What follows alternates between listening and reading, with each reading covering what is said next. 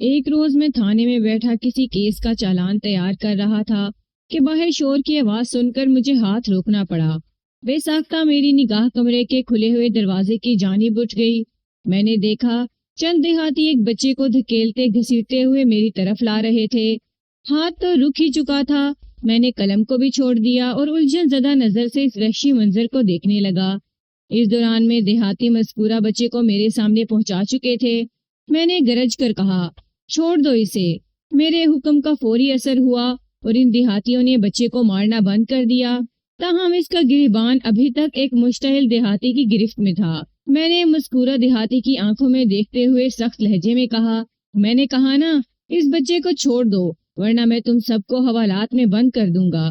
جناب، حوالات میں تو آپ اس شیطان کو بند کریں، ان میں سے ایک خفگی امیز انداز میں بولا، جس نے سب کا جینا عذاب کر رکھا ہے۔ اس معصوم نے ایسا کون سا جرم کیا ہے؟ میں نے باری باری ان کے چہروں کا جائزہ لیتے ہوئے استفسار کیا۔ جناب، یہ پوچھیں کہ اس نے کیا نہیں کیا؟ ایک دیہاتی طنزیہ لہجے میں بولا، آپ اسے معصوم نہ سمجھیں، یہ شکل سے سیدھا سادہ نظر آتا ہے لیکن اس کے وجود میں بڑی خبیث روح بند ہے۔ یہ آج کل بڑی مشکل سے ہاتھ آیا ہے، پچھلے 8-10 دن سے اس نے ہماری مٹی پلید کر رکھی ہے۔ چودھری صاحب کا سارا غصہ بھی ہم پر ہی اترتا ہے۔ چودھری صاحب کے الفاظ پر میں چونک اٹھا۔ اس بچے کے قصور کے بارے میں تو میں بعد میں پوچھوں گا، میں نے کہا، پہلے یہ بتاؤ آپ کون لوگ ہو؟ ہم چودھری ارشاد کے ملازم ہیں۔ ان میں سے ایک نے جواب دیا، ہم چودھری صاحب کے باڑے میں کام کرتے ہیں۔ اتنی اکڑ تو کبھی چودھری ارشاد نے نہیں دکھائی۔ میں نے جواب دینے والے کو تیز نظر سے گھورا، تم چودھری کے ادنا سے ملازم ہو، بڑی اچھل کود مچا رہے ہو۔ بچے کا جرم سننے سے پہلے تم لوگوں کے دماغ درست کرنا ہوں گے۔ کیا خیال ہے تمہیں ٹرائل روم کی سیر کرائی جائے؟ وہ میری اس خطرناک دھمکی سے ٹھنڈے پڑ گئے۔ ان میں سے جو زیادہ بڑھ چڑھ کر بول رہا تھا نرم لہجے میں بولا، تھانے دار جی، آپ ہمیں معاف کر دیں، دراصل اس مردود کی حرکتوں نے پچھلے کئی دن سے ہمارا جینا حرام کر رکھا ہے، اوپر سے روزانہ چودھری صاحب کی ڈانٹ پھٹکار بھی سننا پڑتی ہے، بس اسی وجہ سے دماغ گرم ہو گیا تھا۔ اگر دماغ اور مزاج ٹھنڈا ہو گیا ہو تو بتاؤ، اس بچے نے ایسا کون سا سنگین جرم کیا ہے جو تم اسے بے دریغ مارتے ہوئے یہاں تک لائے ہو؟ میں نے باری باری افراد کی آنکھوں میں دیکھا، پھر بچے سے کہا، اوئے بچہ، تم ادھر جا کر بینچ پر بیٹھو، ابھی تمہارا بیان بھی ہوگا۔ میرے کمرے کی ایک دیوار کے ساتھ لمبی سی چوبی بینچ رکھی ہوئی تھی۔ وہ بچہ خاموشی سے اٹھا اور جا کر مذکورہ بینچ پر بیٹھ گیا۔ اس بچے کی عمر 11-12 سال رہی ہوگی۔ وہ اپنی عمر سے کافی کم دکھائی دیتا تھا۔ اس کی صحت بھی تسلی بخش نظر نہیں آتی تھی۔ جسم کمزور تھا اور چہرے پر معصومیت کھیلتی تھی۔ اسے ایک مجرم کی حیثیت سے دیکھ کر بڑا ترس آتا تھا۔ دل ماننے کو تیار نہیں تھا کہ اس سے کوئی جرم سرزد ہوا ہوگا۔ بہرحال یہ تو تفتیش کے بعد ہی پتہ چل سکتا تھا کہ اصل حقیقت کیا ہے۔ چودھری کے بندوں میں جو کھڑپنج قسم کا تھا، اس کا نام عنایت معلوم ہوا۔ وہی باڑے کا انتظام بھی سنبھالتا تھا۔ اس کی مدد کے لیے صدیق، اشرف اور خاور باڑے پر موجود رہتے تھے۔ چودھری ارشاد کے باڑے میں کل ملا کر 7 بھینسیں، 3 گائیں، 4 بکریاں اور 2 اعلیٰ نسل کے گھوڑے بندھے ہوئے تھے۔ مذکورہ باڑہ خاصا وسیع و عریض تھا، جس کے ایک حصے میں قطار سے 4 بڑے بڑے کمرے بھی بنے ہوئے تھے۔ ایک کمرے پر ملازموں کا قبضہ تھا، دوسرے میں مویشیوں کا چارہ وغیرہ اسٹاک کیا گیا تھا، اور باقی 2 کمرے حسب ضرورت جانوروں کے استعمال میں رہتے تھے۔ خصوصاً موسم سرما اور موسم برسات میں ان مویشیوں وغیرہ کو کمروں کے اندر باندھنا پڑتا تھا۔ یہ کمرے ہال نما تھے، لہذا جگہ کے حوالے سے کوئی دقت پیش نہیں آتی تھی۔ باڑے کے کشادہ صحن میں مختلف رنگ و نسل کے چند سایہ دار درخت استادہ تھے۔ باڑے کے حوالے سے یہ تفصیل بیان کرنا اس لیے بھی ضروری ہے کہ جو لوگ شکایت لے کر میرے پاس آئے تھے، ان کا اور ان کے مسئلے کا تعلق اسی باڑے سے تھا۔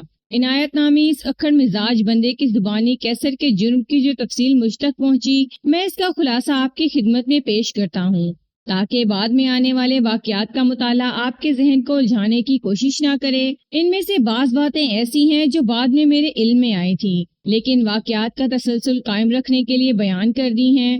ایک بات کا میں ذکر کرنا بھول گیا۔ عنایت اور اس کے ساتھی جس نوعمر لڑکے کو زد و کوب کرتے ہوئے میرے پاس لائے تھے، اس کا نام کیسر عرف کیسو تھا۔ چودھری ارشاد کا تعلق موضع فتح پور سے تھا۔ یہ ایک بڑا گاؤں تھا جہاں لگ بھگ 350 گھر آباد تھے۔ کم و بیش 1,500 نفوس پر مشتمل یہ گاؤں میرے تھانے کی حدود میں آتا تھا اور تھانے سے چند گز کے فاصلے کو واکنگ ڈسٹینس کہہ سکتے ہیں۔ ارشاد بڑا دبنگ اور روب داب والا چودھری تھا۔ آس پاس کے چھوٹے گاؤں دیہات پر بھی در پردہ اسی کی چودراہٹ چلتی تھی۔ موزے فتح پور میں چودھری ارشاد کی حویلی کسی عالیشان محل کا نظارہ پیش کرتی تھی، لیکن اس حویلی کے ساتھ ایک خاص نوعیت کی بدقسمتی بھی جڑی ہوئی تھی۔ چودھری کی شادی کوئی 30-35 سال پہلے ہوئی تھی۔ اللہ نے شادی کے دوسرے سال ایک بیٹی عطا کی تھی۔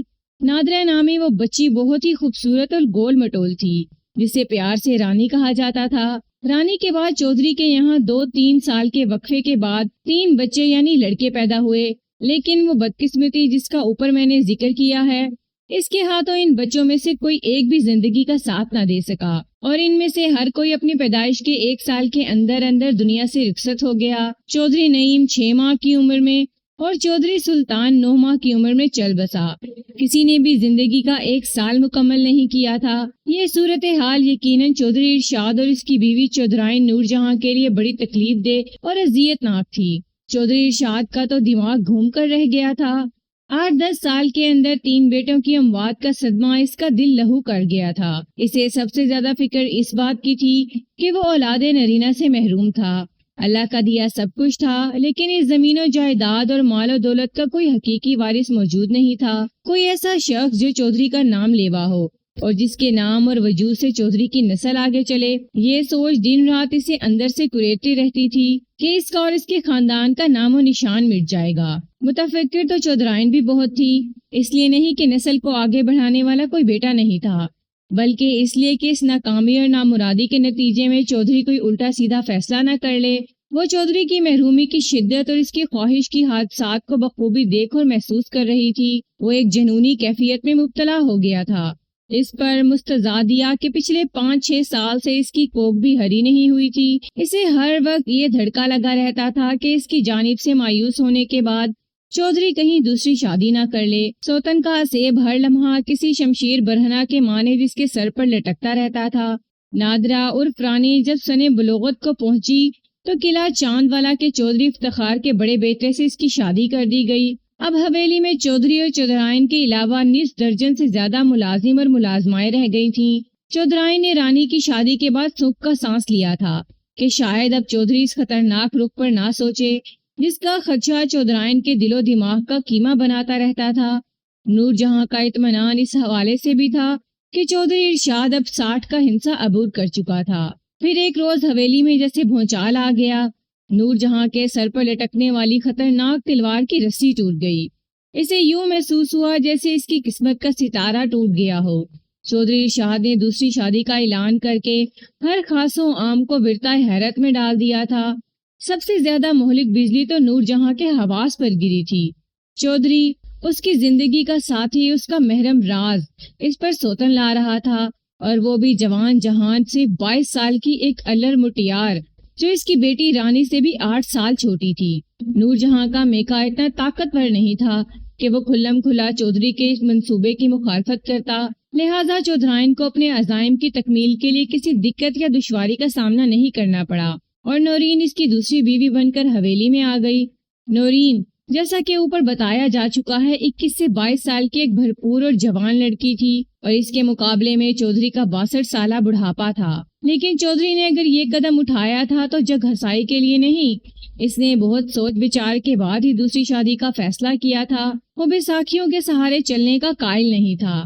شادی کے کچھ عرصے بعد ہی چودھری ارشاد نے یہ ثابت کر دیا کہ وہ ماٹھا نہیں بلکہ ساٹھا اور پاٹھا ہے۔ نورین سے اس کی شادی کو 5-6 ماہ ہی ہوئے تھے کہ حویلی کے دور دیوار نے یہ خوشخبری سماعت کی کہ اس حویلی میں کوئی نیا مہمان آنے والا ہے، اور یہ بھی ہو سکتا ہے کہ وہ چودھری کا جانشین اور وارث ثابت ہو۔ نورین ادھر امید سے ہوئی، ادھر جیسے نور جہاں کا دل بجھ کر رہ گیا۔ ظاہر ہے نورین اس کے مقابلے میں زیادہ حسین، زیادہ جوان اور زیادہ پرہیجان تھی، اور آنے والے دنوں میں وہ چودھری کے بچے کو بھی جنم دینے والی تھی، اور اگر وہ لڑکا ہوتا تو پھر یہ سیدھی سیدھی نور جہاں کی شکست تھی۔ ظاہر ہے اس عمل کے بعد نورین کو اس پر سبقت حاصل ہو جاتی، گویا نورین چودھری ارشاد کی توجہ کا محو مرکز بن کر رہ جاتی۔ نور جہاں عمومی انداز میں سوچ رہی تھی، کیونکہ ہمارے معاشرے اور ہمارے سماج کا یہی چلن ہے۔ لیکن چودھری ارشاد کے ذہن میں اس نوعیت کی کوئی بھی منفی سوچ نہیں تھی۔ وہ نور جہاں کی اب بھی وہی قدر کر رہا تھا جو نورین کی آمد سے قبل تھی، لیکن نور جہاں کو اس کی محبت میں اب مصنوعی اور کھوکھلا پن محسوس ہوتا تھا۔ اسے یوں لگتا تھا جیسے چودھری محض کھانہ پری کے لیے اس کا خیال رکھتا ہے، وہ نور جہاں کے دلجوئی اور نورین کی دلداری کرتا ہے۔ نور جہاں کے ذہن میں یہ بات نقش ہو چکی تھی کہ نورین کی آمد کے بعد چودھری کی اس میں دلچسپی اور توجہ ختم ہو گئی ہے، لہٰذا اس کے مثبت عمل کو بھی خانہ پری اور رواداری کے کھاتے میں ڈال رہی تھی۔ اگر وہ نورین کا نسبتاً زیادہ خیال رکھ رہا تھا تو اس کی فطری وجوہات تھیں۔ وہ ظاہر ہے ایک جوان اور نئی نویلی بیوی تھی، جبکہ اس کے مقابلے میں نور جہاں بوڑھی اور کڑوی کسیلی ہو چکی تھی، خاص طور پر جب سے نورین نے حویلی میں قدم رکھا تھا۔ چودھری کے ساتھ نور جہاں کا طرز عمل بڑا روکھا اور بے گانگی کا ہو گیا تھا۔ وہ ہر وقت چودھری سے شاکی اور خفا دکھائی دیتی تھی، شاید اس کے اندر کا غصہ اور ناپسندیدگی تھی جو اسے چودھری بدلا بدلا اور پرایا سا نظر آتا تھا۔ اس وقت تو نور جہاں کے سینے پر گویا سانپ ہی لوٹ گئے جب چودھری ارشاد نے گاؤں کی 3 ماہر دائیوں کو نورین کے طبی اور نفسیاتی معائنے کے لیے حویلی میں بلا لیا۔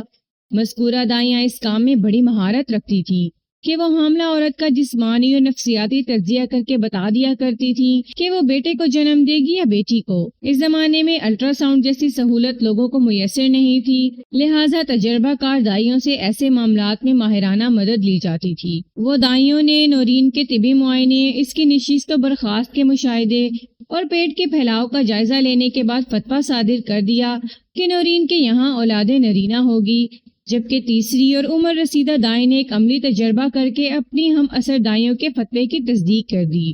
وہ دلچسپ تجربہ کچھ اس طرح کیا گیا تھا۔ نورین کو کمرے کے ایک کونے میں دونوں پاؤں جوڑ کر کھڑا کر دیا گیا۔ اس دیوار کے دوسرے پر خود وہ دائی کھڑی تھی۔ اس نے نورین کو ہدایت کی کہ وہ بآہستگی سے چلتے ہوئے اس کی جگہ پر آ جائے۔ جب نورین نے اس کی ہدایت کی تعمیل کر دی تو دائی کمرے کے دوسرے کونے میں چلی گئی اور نورین سے اس کونے میں پہنچنے کو کہا گیا۔ نورین نے یہ بھی کر دکھایا۔ الغرض اس دائیں نے نورین کو کمرے کی چاروں دیواروں کے ساتھ چلانے کے بعد نقطۂ آغاز پر پہنچا دیا، یعنی جہاں سے اس نے چلنے کی ابتدا کی تھی۔ بالآخر وہ وہیں پہنچ گئی۔ دائیں نے گہری سانس خارج کی اور حتمی لہجے میں اپنا فیصلہ سنا دیا۔ چودھری صاحب، اگر چھوٹی چودھرائن خیر خیریت سے ساری منزلیں طے کر گئیں تو انشاءاللہ آپ ایک بیٹے کے باپ بن جائیں گے۔ تم نے کس بات سے یہ اندازہ لگایا ہے؟ چودھری نے اضطراری لہجے میں پوچھا۔ اس کا اضطرار حد سے زیادہ خوشی کا مظہر تھا۔ میرا تجربہ کہتا ہے چودھری صاحب، وہ بڑے اعتماد سے بولی۔ تم نے ابھی جو تجربہ کیا ہے وہ تو میں نے بھی دیکھا ہے، چودھری نے حیرت بھرے انداز میں کہا، لیکن چلنے پھرنے میں وہ کون سا نقطہ ہے جس کی بنا پر تم اتنے وثوق سے مجھے اولاد نرینہ کی خوشخبری دے رہی ہو؟ وہ نقطہ میں آپ کو سب کے سامنے نہیں بتا سکتی۔ ٹھیک ہے، چودھری ارشاد نے کچھ سوچتے ہوئے کہا، تم آؤ میرے ساتھ۔ چودھری کے دل و دماغ میں کھلبلی سی مچی ہوئی تھی۔ ایک تو اولاد نرینہ کی خوشخبری نے اس کے جذبات اور احساسات کو کیف و انبساط کی آخری منزل پر پہنچا دیا تھا، دوسری دائی صفیہ نے جتنے اعتماد سے وہ پراسرار تجربہ کیا تھا اس نے چودھری کو تجسس میں مبتلا کر دیا تھا۔ وہ پہلی فرصت میں یہ جاننا چاہتا تھا کہ ایسا کون سا نقطہ ہے جس کی بنا پر دائی صفیہ نے فتویٰ صادر کیا ہے۔ وہ فی الفور اس نقطے سے آگاہ ہونا چاہتا تھا۔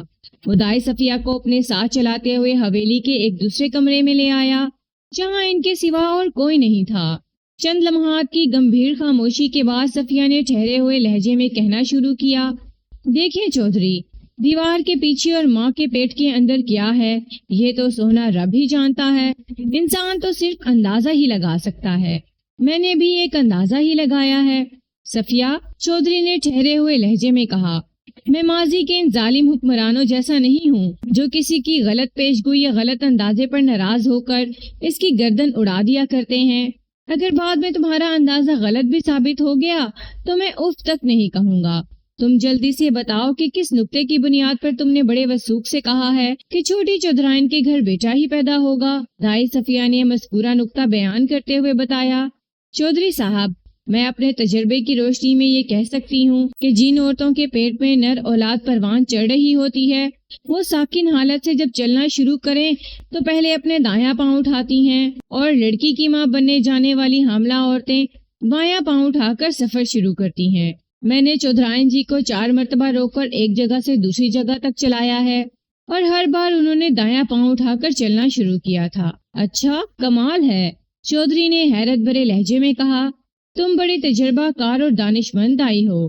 چودھری نے تعریفی نظروں سے صفیہ کی طرف دیکھا۔ آج کے بعد تم ہی نورین کی دیکھ بھال کرو گی اور جب تک نورین میرے بیٹے کو جنم نہیں دے لیتی تم اس کے آس پاس ہی رہو گی۔ چودھری صاحب، آپ مجھے اتنی عزت دے رہے ہیں، اس لیے میں آپ کا جتنا بھی شکریہ ادا کروں کم ہے۔ وہ گہری سنجیدگی سے بولی، لیکن میرے ساتھ ایک مسئلہ ہے۔ کیا مسئلہ ہے؟ چودھری نے سوالیہ انداز میں اس کی طرف دیکھا۔ وہ بڑی عاجزی سے بولی، چودھری صاحب، میں صبح سے شام تک تو آپ کی حویلی میں رہ سکتی ہوں، مگر رات کو مجھے اپنے گھر ہی جانا ہوگا۔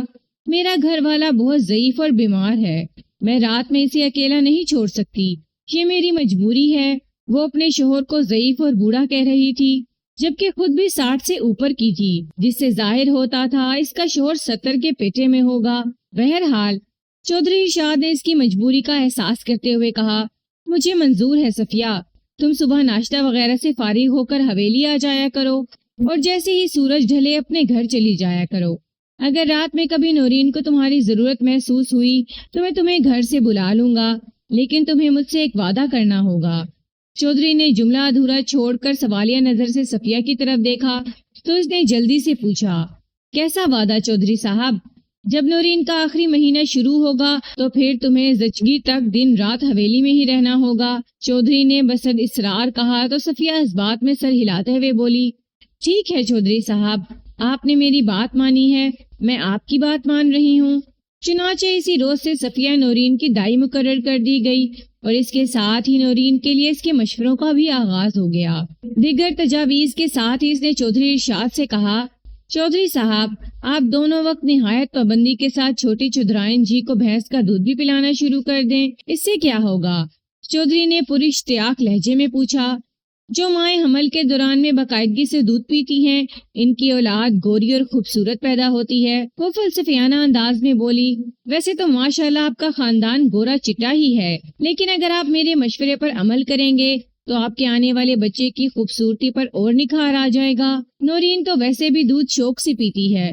چودھری خوش ہوتے ہوئے بولا، میں آج ہی سے اس کے لیے ایک بھینس مخصوص کر دیتا ہوں۔ تھوڑی دیر کے بعد صفیہ تو سلام کر کے رخصت ہو گئی اور چودھری اپنے آنے والی اولاد نرینہ کے بارے میں سوچ کر خوش ہونے لگا۔ اس نے صفیہ دائی کو بہت زیادہ انعام و اکرام سے نوازنے کے وعدے بھی کیے تھے، کیونکہ اس کی پیش گوئی اور بعد ازاں محبت اور نگہداشت کے نتیجے میں اس حویلی میں چودھری کا وارث جنم لینے والا تھا۔ یہ کوئی معمولی بات نہیں تھی۔ چودھری کے باڑے میں 6 کالی بھینسیں، 3 گائیں، 4 بکریاں اور 2 اعلیٰ نسل کے گھوڑے موجود تھے۔ 6 گھوڑے چودھری کی ذاتی سواری کے لیے استعمال ہوتے تھے۔ ان میں سے ایک گھوڑا مشکی اور دوسرا انڈے کی مانند سفید تھا۔ 6 بھینسیں تو باڑے میں بندھی تھیں اور وہ ماشاءاللہ اچھا خاصا دودھ بھی دیتی تھیں، لیکن وہ کیا کہتے ہیں کہ یا نیا فقیر اور نیا امیر جو بھی کر لے کم ہے، کہ مزداق چودھری کو چھوٹی چودھرائن کے لیے الگ سے ایک بھینس پالنے کی سوجی۔ چنانچہ ایک صحت مند اور خوبصورت بھوری بھینس خریدی گئی۔ نہ صرف خریدی گئی بلکہ اس کی دیکھ ریکھ، کھلائی پلائی اور دودھ وغیرہ نکالنے کے لیے ایک ملازم کو بھی مخصوص کیا گیا۔ اس ملازم کا نام عنایت عرف عنایتہ تھا، جو باڑے کا انتظام بھی چلاتا تھا۔ لیکن یہیں سے ایک دلچسپ مگر کوفت بھری کہانی کا بھی آغاز ہوا۔ چودھری حویلی کے اندر جس طرح چھوٹی چودھرائن کے ناز نخرے اٹھا رہا تھا، ویسے ہی حویلی کے باہر بھی نورین کے حوالے سے اس کی سرگرمیاں بڑے جوش و خروش سے جاری تھیں۔ اس نے نورین کو دودھ پلانے کے لیے بھوری بھینس کا بندوبست تو کر لیا تھا، اس کے ساتھ ہی اس نے عنایت کو سختی سے تاکید کر دی تھی کہ وہ بھوری بھینس کا دودھ خود اپنے ہاتھوں سے نکالے گا اور خود ہی جا کر دودھ والا برتن چاچی بسم اللہ کے حوالے کرے گا۔ چاچی بسم اللہ وہ ملازمہ خاص تھیں جسے صرف اور صرف نورین کی دیکھ بھال کے لیے مخصوص کر دیا گیا تھا، اور وہ چودھری ارشاد کے بھروسے کی عورت تھی، جس طرح کے چودھری عنایت پر اعتماد کرتا تھا۔ جب انسان کی زندگی میں کچھ ایسا وقوع پذیر ہونے جا رہا ہو جو اس کی شدید خواہش ہو تو ہو، لیکن اس کی خواہش کی تکمیل کے امکانات دکھائی نہ دے رہے ہوں، تو پھر ہر لمحہ اسے ایک دھڑکا سا لگا رہتا ہے۔ دل میں طرح طرح کے خدشے اور ذہن میں قسم قسم کے اندیشے سر اٹھانے لگتے ہیں۔ انسان یقینی اور بے یقینی کے درمیان سوالیہ نشان کی مانند لٹک کر رہ جاتا ہے۔ آنکھوں دیکھی اور کانوں سنی حقیقت کا یقین نہیں آتا اور روز و شب یہ خطرہ سر پر منڈلاتا رہتا ہے کہ کہیں یہ نہ ہو جائے، کہیں وہ نہ ہو جائے۔ چودھری ارشاد بھی ان دنوں کچھ ایسی ہی متذبذب کیفیت کا شکار تھا۔ اندیشوں، وسوسوں اور خدشات کی راہ روکنے کے لیے وہ حد درجہ محتاط ہو گیا تھا۔ وہ نہیں چاہتا تھا کہ معمولی سی کوتاہی یا ذرا سی بے احتیاطی کوئی گل کھلا کر بنے بنائے کھیل کو بگاڑ دے۔ نورین کے کیس کو اس نے ہاتھ کا چھالا بنا لیا تھا۔ چودھری ارشاد جتنا زیادہ محتاط اور الرٹ تھا، عنایت بھی اتنا ہی ہوشیار اور چوکنا تھا، لیکن اس کی تمام تر ہوشیاری اور چالاکی اس وقت خاک میں مل کر رہ گئی جب پہلے ہی قدم پر اسے ناکامی کا منہ دیکھنا پڑا۔ پہلے دن جب وہ بھوری بھینس کا دودھ نکالنے کے لیے اس کے نیچے بیٹھا تو بھینس نے شدید ترین رد عمل کا مظاہرہ کیا۔ اس کے ہاتھ لگاتے ہی بھینس نے اچھل کود مچانا شروع کر دی۔ یوں محسوس ہوتا تھا جیسے کسی نادیدہ قوت نے بھوری بھینس کو کوئی شدید ضرب لگا دی ہو۔ وہ بار بار سر کو جھٹکتی، 4 قدموں پر اچھل اچھل کر گول گول گھومتی چلی گئی۔ عنایت کافی دیر تک اسے پچکارنے سنبھالنے کی کوشش کرتا رہا، لیکن بھینس نے اس کی ایک نہیں سنی۔ نتیجہ صاف ظاہر ہے، وہ بھینس کا دودھ نکالنے سے قاصر رہا، اور اس ناکامی کا نتیجہ یہ نکلا کہ اسے چودھری ارشاد کی ڈانٹ کھانا پڑی، اور پھر یہ سلسلہ چل نکلا۔ عنایت جب دودھ نکالنے کے لیے اس کے نیچے بیٹھتا، وہ شدید رد عمل کا مظاہرہ کرنے لگتی۔ بھوری بھینس کی اس عجیب و غریب کارنامے کا سبب جاننے کی متعدد کوششیں کی گئیں۔ مثلاً یہ چیک کیا گیا کہ اسے ڈنگروں کی کوئی مخصوص بیماری تو نہیں، حالانکہ اس بات کے امکانات 0 کے برابر تھے۔ وہ چودھری کے ڈیرے پر آنے سے پہلے اچھا خاصا اور صحت افزا دودھ دے رہی تھی۔ اس کے دودھ پر بڑی موٹی ملائی آتی تھی، لیکن اب تو اس نے دودھ دینا ہی چھوڑ دیا تھا۔ ایک ترکیب یہ بھی آزمائی گئی کہ عنایت کے بجائے باڑے کے ایک دوسرے ملازم کو برتن دے کر اس کا دودھ نکالنے کو کہا گیا، اس خیال سے کہ کہیں اسے عنایت کا ہاتھ پسند نہ ہو۔ لیکن اس غیر منطقی کوشش کا نتیجہ بھی وہی برآمد ہوا، یعنی ڈھاک کے 3 پات۔ یہ تمام تر واہیات صورتحال تو جاری اور ساری تھی، لیکن اس میں سب سے برا حال بیچاری عنایت عرف عنایتہ کا تھا۔ ایک طرف تو اسے اپنی ناکامی بلکہ شکست پر جھنجھلاہٹ کا سامنا تھا، تو دوسری جانب چودھری ارشاد کی ڈانٹ پھٹکار نے اس کے دماغ کو پھوڑے کی مانند پکا دیا تھا۔ اسے نالائق، نکما، کام چور اور پتہ نہیں کس کس بات کے تانے سننا پڑ رہے تھے۔ بالآخر ایک روز اس نے اس مسئلے کی جڑ کھود نکالی۔ جناب، یہی شیطان ہے ہماری پریشانی کی وجہ۔ عنایت نے کونے میں بینچ پر بیٹھے کیسر عرف کیسو کی جانب انگلی سے اشارہ کرتے ہوئے کہا، آج اتفاق ہی سے ہمارے ہتھے چڑھ گیا ہے، ورنہ پتہ نہیں اور کتنے دن تک ہمیں چودھری صاحب کی جھڑکیاں سننی پڑتی۔ عنایتہ، میں نے ٹھہرے ہوئے لہجے میں پوچھا، بھوری بھینس کی اچھل کود اور دودھ دینے کے لیے آمادہ نہ ہونے کا اس لڑکے سے کیا تعلق ہے؟ بڑا گہرا تعلق ہے سرکار، وہ گہری سنجیدگی سے بولا۔ پتہ ہے یہ مردود اتنے دن سے کیا کر رہا تھا؟ اس نے کچھ ایسے انداز سے جملہ نامکمل چھوڑ کر سوالیہ نظر سے میری طرف دیکھا، جیسے اپنی دانش میں کوئی بہت بڑا انکشاف کرنے جا رہا ہو۔ میں نے نفی میں گردن ہلاتے ہوئے کہا، مجھے نہیں معلوم۔ وہ بتانے لگا، باڑے کی حد بندی والی دیوار کے ساتھ ساتھ تھوڑے تھوڑے فاصلے پر مختلف درخت لگے ہوئے ہیں۔ انہی میں جامن کا ایک بہت بڑا درخت ہے، جس کی شاخوں کا پھیلاؤ باڑے کے باہر تک چلا گیا ہے۔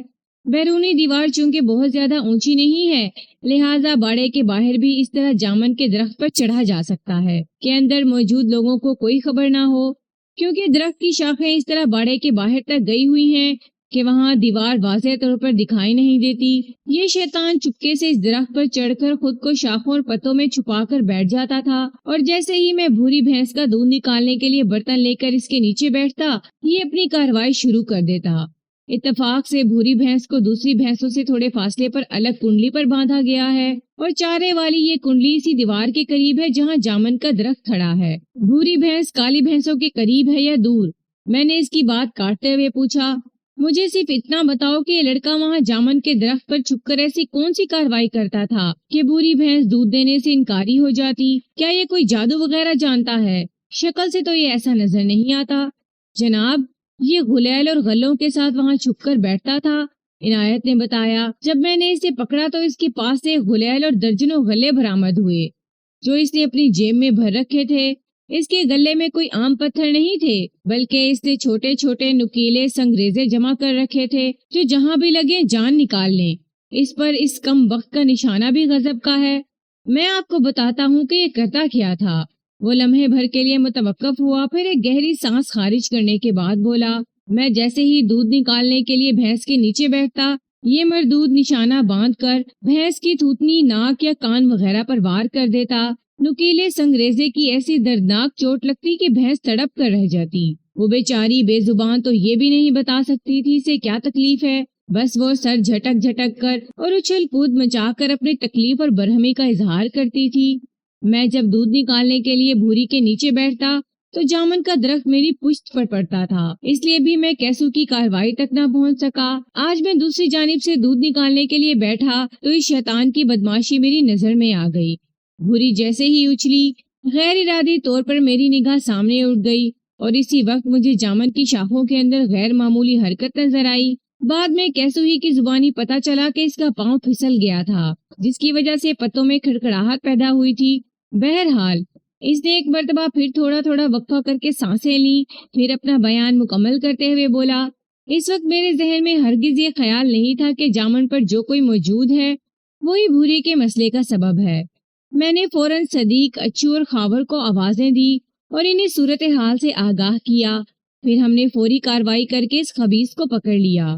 ہمیں متحرک ہوتے دیکھ کر یہ درخت سے نیچے اتر آیا تھا اور وہاں سے فرار ہونے کی کوشش کر رہا تھا، لیکن ہم نے اس کی کوشش ناکام بنا دی اور 1 منٹ کے اندر اندر ہم نے گھیرا ڈال کر اسے قابو کر لیا۔ اس کے پاس سے گلیل اور گلے بھی برآمد ہوئے۔ میں نے جب 1-2 جھانپڑ رسید کیے تو اس نے فوراً اقرار کر لیا کہ بھوری کی تمام تر تکلیف اور پریشانی کا سبب یہی تھا۔ یہ دیکھیں اس کی گلیل اور گلے۔ بات کے اختتام پر عنایت نے گلیل اور ایمونیشن میرے حوالے کر دیا۔ میں نے گھورتی ہوئی نظر سے بینچ پر بیٹھے کیسو کی طرف دیکھا اور کڑے لہجے میں پوچھا، یہ گلیل اور گلے تمہارے ہی ہیں؟ جی، وہ تھوک نگلتے ہوئے بولا۔ تم بھوری بھینس کو کیوں ستاتے تھے؟ میں نے سوال کیا۔ اس نے جواب نہیں دیا بلکہ سہمی ہوئی نظر سے مجھے دیکھتا چلا گیا۔ بولو، میری بات کا جواب دو، میں نے اپنا سوال دہرایا۔ وہ کچھ نہیں بولا، خاموشی سے مجھے دیکھتا رہا۔ جناب، دیکھا آپ نے؟ عنایت نے طنزیہ لہجے میں کہا، یہ کیسا میسنا بنا ہوا ہے؟ یہ سوال تو ہم نے 36,000 مرتبہ اس سے پوچھا ہے، لیکن یہ زبان کھولنے کو تیار نہیں۔ جب اس نے مجھے کچھ نہیں بتایا تو ہم اسے پکڑ کر چودھری صاحب کے پاس لے گئے تھے۔ انہوں نے بھی سخت اور نرم دونوں طریقوں سے اس کی زبان کھلوانے کی کوشش کی ہے۔ تنگ آ کر چودھری صاحب نے مجھے حکم دیا ہے کہ میں اسے آپ کے حوالے کر دوں۔ آپ ہی تفتیش کے ذریعے اس سے گلوا سکتے ہیں کہ اس واہیات شرارت کا مقصد کیا تھا۔ وہ لمحاتی توقف کے بعد اضافہ کرتے ہوئے بولا، اور اب یہ آپ کے حوالے ہے۔ بظاہر یہ فضول اور عام سا واقعہ تھا، لیکن مجھے کیسو کی شرارت کے پیچھے کوئی گمبھیر کھیل چھپا ہوا محسوس ہوا۔ یہ ایسی حرکت نہیں تھی کہ یہ سوچ کر اس پر مٹی ڈالی جا سکتی تھی کہ وہ بچہ ہے۔ بچے ایسی نادانیاں کرتے ہی رہتے ہیں۔ کیسو اتنے دنوں سے بھوری بھینس کے ساتھ جو کچھ کر رہا تھا، اس کا یقیناً کوئی مقصد تھا۔ یہ ممکن تھا کہ کیسو کو اس عظیم مقصد سے آگاہی ہی نہ ہو، لیکن یہ کارروائی وہ جس کے حکم پر کر رہا تھا وہ یقیناً اپنے ذہن میں ایک واضح منصوبہ بندی رکھتا ہوگا۔ میں نے ہنگامی بنیادوں پر اپنے ذہن میں چند فوری نوعیت کے فیصلے کیے اور عنایت کی طرف دیکھتے ہوئے بولا، ٹھیک ہے عنایتا، میں نے ٹھہرے ہوئے لہجے میں کہا، تم یہاں سے سیدھا چودھری صاحب کے پاس جانا۔ میں نے سمجھانے والے انداز میں کہا، انہیں میرا سلام کہنا اور بتانا کہ میں کل دوپہر میں خود ان سے ملنے حویلی آ رہا ہوں۔ کیسو کے حوالے سے جو بھی حقیقت نکل کر سامنے آئے گی میں چودھری صاحب کو بتا دوں گا۔ ٹھیک ہے جناب، جیسی آپ کی مرضی، وہ بہت خواستہ بولا، اور اس شیطان کو کڑی نگرانی میں رکھیے گا، کہیں یہ کہیں نہیں جائے گا عنایتا۔ میں نے اس کی بات مکمل ہونے سے پہلے ہی کہہ دیا، یہ چودھری صاحب کی امانت کے طور پر میرے پاس محفوظ ہے، تم مطمئن ہو کر جاؤ۔ وہ مزید کسی جرا بحث کے بغیر اپنی ساتھیوں کے ہمراہ تھانے سے رخصت ہو گیا۔ وہ گرمیوں کا موسم تھا، مئی کا مہینہ چل رہا تھا۔ عنایت اور اس کے ساتھی عصر کے وقت میرے پاس آئے تھے اور اب شام ہونے والی تھی۔ میں نے حوالدار بشیر احمد سے کہا کہ وہ تھانے کے صحن میں میرے بیٹھنے کا بندوبست کرے۔ تھوڑی ہی دیر کے بعد میری حسب منشا بندوبست کر دیا گیا۔ میں کیسر عرف کیسو کو لے کر صحن میں آ گیا۔ کیسو کو تو میں نے چارپائی پہ بٹھایا اور خود ایک کرسی سنبھال لی۔ وہ خاصا ڈرا سہما نظر آ رہا تھا۔ وہ پچھلے چند روز سے بھوری بھینس کے ساتھ جو حرکت کر رہا تھا اسے مضحکہ خیز ہی کہا جا سکتا تھا، لیکن میری چھٹی ہی چیخ چیخ کر کہہ رہی تھی کہ کیسو کی وہ حرکت بے مقصد اور خوفخواہ نہیں ہو سکتی تھی۔ کیسو؟ میں نے اس کی آنکھوں میں دیکھتے ہوئے مشفقانہ لہجے میں پوچھا۔ میں کون ہوں؟ میں نے اس سے پوچھ گچھ کا آغاز کرتے ہوئے اپنا انداز اس لیے نرم رکھا تھا کہ اس بات کا مجھے اچھی طرح اندازہ ہو گیا تھا کہ اس برتن سے گھی سیدھی انگلی سے ہی نکل آئے گا۔ اس سے پہلے عنایت، اس کے ساتھی اور چودھری ارشاد نے اس کی زبان کھلوانے کے لیے سختی بھی کر کے دیکھ لی تھی، لیکن وہ اس کوشش میں ناکام رہے تھے۔ اس لیے میں نے نفسیاتی طریقہ آزمانے کا فیصلہ کر لیا تھا۔ اس نے ڈرتے ڈرتے جواب دیا، آپ تھانے دار ہیں جی، پتہ ہے نا تھانے دار کیا کرتے ہیں؟ جی، وہ تھوک نگلتے ہوئے بولا، تھانے دار مجرموں کو بہت مارتا ہے۔ ہاں، تم بالکل ٹھیک کہہ رہے ہو، میں نے بدستور اس کی آنکھوں میں دیکھتے ہوئے کہا، لیکن میں تمہیں ہاتھ بھی نہیں لگاؤں گا، ایک تھپڑ بھی نہیں ماروں گا۔ وہ بے یقینی سے مجھے دیکھنے لگا۔ میں نے پوچھا، کیا تم میری بات کو مذاق سمجھ رہے ہو؟ لیکن وہ لوگ تو مجھے تھانے اس لیے لے کر آئے ہیں، وہ بکھرے ہوئے لہجے میں بولا، انہوں نے بہت مارا ہے جی۔ وہ عنایتہ کہہ رہا تھا کہ تھانے دار جی مجھے سولی پر چڑھا دے گا، اور آپ، وہ بولتے بولتے رک گیا۔ میرا نام اور ہمدردانہ رویہ اسے پریشان کر رہا تھا۔ ظاہر ہے جب کیسو نے عنایت اور چودھری کی تفتیش کے سامنے ہتھیار نہیں ڈالے تو انہوں نے تھانے کے حوالے سے پتہ نہیں سے کیسی کیسی خطرناک دھمکیاں دی ہوں گی۔ میرا انداز چونکہ اس دھمکیوں سے لگا نہیں کھاتا تھا، لہٰذا وہ خوفزدہ ہونے کے ساتھ ساتھ گہرے تذبذب کا بھی شکار تھا۔ یہ بھی ہو سکتا تھا کہ وہ میری نرمی کو کوئی گہری چال سمجھ رہا ہو۔ میں تمہیں ماروں گا نہ سولی پر چڑھاؤں گا اور نہ ہی پھانسی پر لٹکاؤں گا، میں نے ایک ایک لفظ پر زور دیتے ہوئے کہا، کیونکہ تم نے کوئی جرم نہیں کیا۔ اس کی حیرت اور بے یقینی میں حد درجہ اضافہ ہو گیا۔ لرزتی ہوئی آواز میں اس نے کہا، اور وہ بھوری بھینس کو جو میں نے گلیل سے، وہ تمہاری نادانی تھی کیسو۔ میں نے اس کا جملہ قطع کرتے ہوئے دھیمی آواز میں کہا، وہ سب کچھ تم کسی کے کہنے میں آ کر رہے تھے، اس میں تمہارا کوئی قصور نہیں۔ لیکن آپ کو کیسے پتا چلا کہ… وہ جلدی سے بولا کہ میں کسی کے کہنے میں آ کر غلیل سے بھوری بھینس کو تنگ کرتا تھا۔ تم یہ تو مانتے ہو نا میں اس علاقے کا تھانے دار ہوں؟ میں نے پوچھا۔ جی ہاں۔ اس نے اپنی منڈی کو اس بات میں حرکت دی۔ جو شخص تھانے میں تھانے دار بن کر بیٹھا ہوتا ہے نا، میں نے اس کی طرف دیکھتے ہوئے سمجھانے والے انداز میں کہا، اس علاقے کے ایک ایک شخص کے بارے میں اچھی طرح خبر ہوتی ہے۔ میں بھی جانتا ہوں کہ یہاں کون کون شریف اور کون کون بدماش ہے۔ تم بہت ہی بھولے بھالے اور سیدھے سادے بچے ہو، بس ذرا لالچ میں آ گئے تھے اور کسی کے کہنے میں آ کر تم نے گلیل والی حرکت شروع کر دی تھی، ہے نا؟ جی آپ بالکل ٹھیک کہہ رہے ہیں، وہ طائری انداز میں بولا۔ ہم اس شخص کے بارے میں بعد میں بات کریں گے جس نے تمہیں اس کام پر لگایا تھا، میں نے کیسو کے اعتماد میں توانائی بھرتے ہوئے کہا۔ پہلے تم مجھے اپنے بارے میں بتاؤ۔ میرا ہر انداز اس کے لیے حیرت اور استعجاب کا ایک نیا در کھول رہا تھا۔ اس میں اس بیچارے کی سوچ کا کوئی قصور نہیں تھا۔ تھانے اور تھانے دار کے حوالے سے اس کے معصوم ذہن میں جو بھی تصور تھا، میں اس کے برعکس ثابت ہو رہا تھا۔ میرے طرز عمل کے جواب میں اس نے مجھ سے پوچھا، میں اپنے بارے میں کیا بتاؤں جی؟ کیا تم بھی فتح پور میں رہتے ہو؟ میں نے سوال کیا۔ جی ہاں۔ اس نے اس بات میں گردن ہلائی۔ تمہارے بہن بھائی ماں باپ کہاں ہیں؟ میں نے بڑے دھیمے انداز میں اسے ٹٹولنا شروع کیا۔ چودھری کے بندوں نے کافی دیر سے تمہیں گھیر رکھا ہے اور تمہارے ساتھ مار پیٹ بھی کی ہے۔ تمہارے گھر والوں میں سے ابھی تک کوئی آگے کیوں نہیں آیا؟ میرا کوئی ہوگا تو آگے آئے گا نا جی، وہ بھرائی ہوئی آواز میں بولا۔ کیا مطلب ہے تمہارا؟ میں نے چونک کر اس کی طرف دیکھا۔ جناب، میری صرف ایک ماں ہے، وہ وضاحت کرتے ہوئے بولا۔ اس بیچاری کو تو پتہ نہیں اس واقعے کی خبر ہوئی یا نہیں۔ جب تمہاری پکڑ کی خبر باڑے سے لے کر چودھری ارشاد کی حویلی تک گردش کر رہی ہے تو پھر تمہاری ماں کو کیسے نہیں پتہ چلا ہوگا؟ میں نے پوچھا۔ وہ گاؤں میں تو موجود ہے نا؟ جی ہاں، وہ گاؤں میں موجود ہے اور اس وقت وہ بھٹی میں دانے وغیرہ بھون رہی ہوگی، اس نے جواب دیا۔ دراصل ہمارا گھر گاؤں کے دوسرے کنارے پر ہے اور باڑہ اس کنارے پر۔ ویسے بھی میں دن میں زیادہ وقت باہر ہی گھومتا پھرتا رہتا ہوں۔ جب سورج غروب ہونے پر آتا ہے تو میں گھر کا رخ کرتا ہوں۔ اب شام ہونے ہی والی ہے، ہو سکتا ہے جب میں گھر نہ پہنچوں تو اماں کو میری فکر ہو۔ وہ لمحے بھر کے لیے متوقف ہوا، پھر اضافہ کرتے ہوئے بولا، چودھری کے بندے مجھے باڑے کے باہر سے پکڑ کر سیدھے حویلی کی طرف لے آئے تھے اور پھر انہوں نے مجھے آپ کے پاس تھانے پہنچا دیا۔ یہ بھی ہو سکتا ہے گاؤں کے جس حصے میں میرا گھر ہے ادھر کے لوگوں کو بھی اس واقعے کا پتہ ہی نہ چلا ہو۔ میں گھر میں نہیں جاؤں گا تو اماں بہت پریشان ہوگی تھانے دار جی۔ بات ختم کر کے اس نے رحم طلب انداز میں مجھے دیکھا۔ میں اس کی نگاہ میں چھپے ہوئے مطلب کو بخوبی سمجھ رہا تھا۔ وہ مجھ سے التجا کر رہا تھا کہ میں اسے گھر جانے کی اجازت دے دوں، لیکن یہ فوری طور پر ممکن نہیں تھا۔ ابھی مجھے اس سے بہت کچھ پوچھنا تھا۔ میں اپنے ذہن میں اس تعداد سوالات کے جوابات حاصل کیے بغیر اسے چھوڑ نہیں سکتا تھا، لہٰذا نرمی بھرے انداز میں کہا، ہاں یہ تو ہے بھائی، ایک ماں کو اپنے بچے کے لیے پریشان تو ہونا ہی چاہیے، لیکن تمہیں اپنی ماں کی پریشانی کے لیے زیادہ فکر مند ہونے کی ضرورت نہیں۔ میں نے تھوڑا توقف کر کے ایک گہری سانس لی، پھر اضافہ کرتے ہوئے کہا، جب تم معمول کے مطابق شام کو گھر نہیں پہنچو گے تو تمہاری اماں کو پریشانی لاحق ہوگی۔ ظاہر ہے وہ تمہیں ڈھونڈنے کے لیے نکلے گی، پھر اسے پتہ چل جائے گا کہ چودھری کے بندے تمہیں باڑے سے پکڑ کر حویلی لے گئے ہیں۔ وہ تمہاری تلاش میں حویلی پہنچے گی، پھر اسے بتایا جائے گا کہ تمہیں تھانے والوں کے حوالے کر دیا گیا ہے۔ اس کے بعد وہ یقیناً تھانے آئے گی اور یہاں تم سے ملاقات ہو جائے گی۔ پھر آپ مجھے اماں کے ساتھ گھر جانے دیں گے نا؟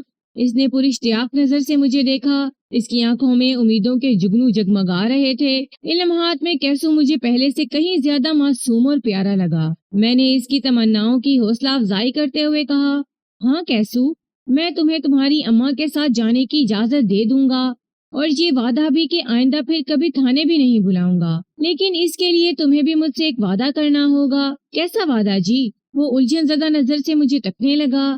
اب میں تم سے جو بھی پوچھوں گا اس کا تم سچا اور کھرا جواب دو گے۔ میں نے اس کی سوالیہ نظر کا تعاقب کرتے ہوئے کہا، اس بات کا وعدہ؟ میں نے تو پہلے بھی آپ سے کوئی جھوٹ نہیں بولا تھانے دار صاحب، اس لیے تو میں تمہارے ساتھ نرمی کا برتاؤ کر رہا ہوں۔ میں نے تسلی بھرے لہجے میں کہا، آگے بھی سچ بولو گے تو میں نہ صرف تمہارے ساتھ نرمی سے پیش آؤں گا بلکہ تمہیں تھانے سے جانے کی اجازت بھی دے دوں گا۔ آج کی رات تم حوالات کے فرش پہ نہیں بلکہ اپنے گھر کی چارپائی پر سو سکو گے۔ میں سچ بولوں گا جی، بالکل سچ بولوں گا، وہ ننھے بچوں کی مانند مچل کر بولا۔ آپ پوچھیں جی، کیا پوچھنا ہے؟ اب مجھے تم سے جو کچھ بھی پوچھنا ہے وہ 15 منٹ کے بعد پوچھوں گا۔ میں نے رسٹ واچ پر نگاہ ڈالتے ہوئے کہا، 15 منٹ بعد کیوں جی؟ وہ تعجب خیز انداز میں مجھے دیکھنے لگا۔ اس کے سوال کا جواب میں نے نہیں، گاؤں کے مؤذن نے دیا۔ ادھر کیسو کی بات ختم ہوئی، ادھر فتح پور کی مسجد سے اذان مغرب کی صدا بلند ہونے لگی۔ ہم دونوں ایک مرتبہ پھر روبرو بیٹھے ہوئے تھے۔ نماز مغرب کی ادائیگی کے لیے جاتے ہوئے میں کیسو کو حوالدار بشیر احمد کے سپرد کر گیا تھا اور اسے یہ بھی ہدایت کی تھی کہ وہ بچے کے لیے کھانے پینے کا بندوبست بھی کرے تاکہ ذہن کے ساتھ ساتھ اس کی جسمانی توانائی بھی بحال ہو جائے۔ حوالدار نے میری ہدایت پر عمل کیا تھا۔ کیسر عرف کیسو اب خاصا حشاش بشاش اور فریش دکھائی دے رہا تھا۔ اس وقت وہ میرے کمرے میں بیٹھا تھا۔ کیسو سے سوال جواب کے دوران مجھے اس کے گھریلو حالات کے بارے میں بھی چند باتوں کا پتہ چلا تھا جن کا ذکر کرنا میں بھول گیا ہوں۔ مثلاً یہ کہ وہ اپنے والدین کی اکلوتی اولاد تھا۔ جب وہ 1 سال کا تھا تو اس کا باپ تاج دین انتقال کر گیا تھا۔ تاج دین ایک کھیت مزدور تھا۔ کیسو کی ماں سغرا نے اسے پال پوس کر اتنا بڑا کیا تھا۔ سر پر چونکہ باپ کا سایہ موجود نہیں تھا اور ماں کی طرف سے بھی خاصا لاڈ پیار ملا تھا، چنانچہ وہ کسی حد تک بگڑ گیا تھا۔ دن کا زیادہ حصہ وہ کھیل کود میں گھر سے باہر گزارتا تھا۔ گلی ڈنڈا، پتنگ اڑانا، گلیل کی مدد سے چڑیا اور کبوتر کا شکار کرنا، چھوٹی نہر میں نہانا، کھیتوں میں سے تربوز اور خربوزے اور باغ میں سے مختلف پھل چرا کر کھانا اور اس کے پسندیدہ کھیل اور مشغلے تھے۔ بلا شبہ وہ ایک تیز اور ہوشیار لڑکا تھا۔ اس حوالے سے عنایت کا فتویٰ بالکل درست تھا کہ اس کی معصوم صورت پر نہ جائیں تھانے دار صاحب، یہ اندر سے پکا شیطان ہے۔ کیسو کی ماں سغرا پیشے کے اعتبار سے ماچھن تھی۔ اس نے اپنے گھر کے سامنے ہی روٹی والا تنور لگا رکھا تھا۔ اسی تنور کے ساتھ اس کی بھٹی بھی تھی جہاں وہ چنے مکئی وغیرہ بھونا کرتی تھی۔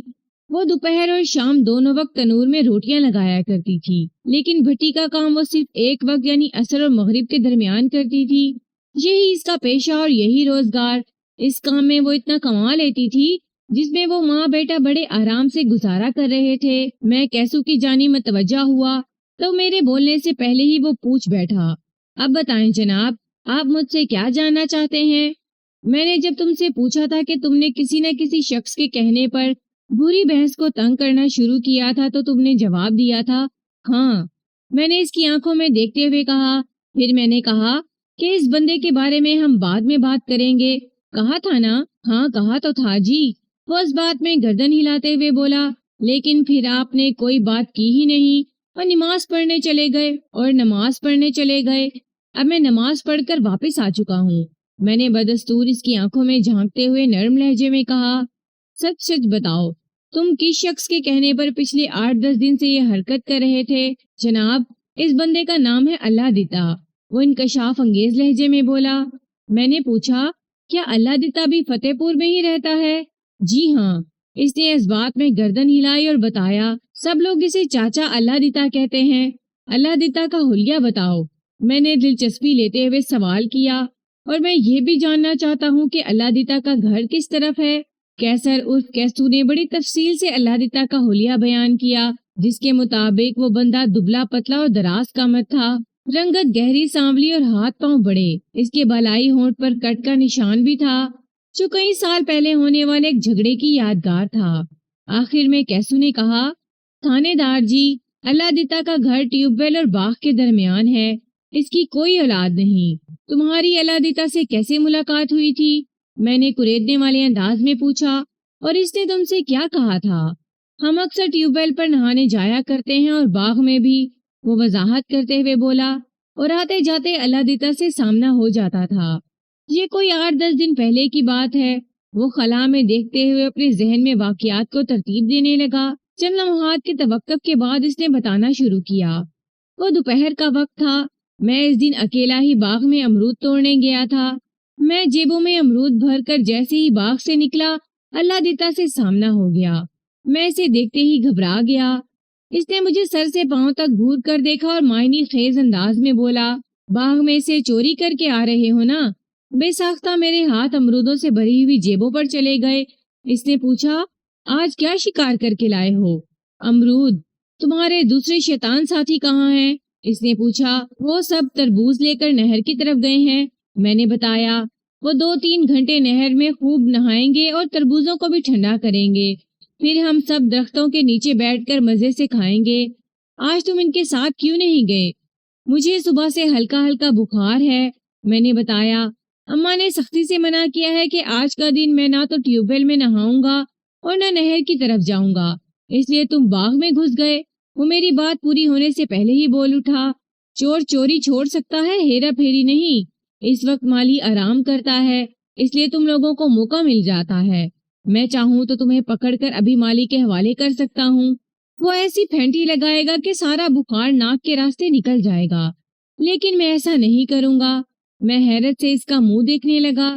اس کی بات کا مجھے یقین نہیں آیا تھا. وہ ایک طرف اشارہ کرتے ہوئے بولا، آؤ میرے ساتھ. میں اس کے پیچھے چل پڑا. ہم ٹیوب ویل سے آگے ٹہلی والے کھوہ کے پاس پہنچے اور کھوہ کی منڈیر پہ بیٹھ گئے.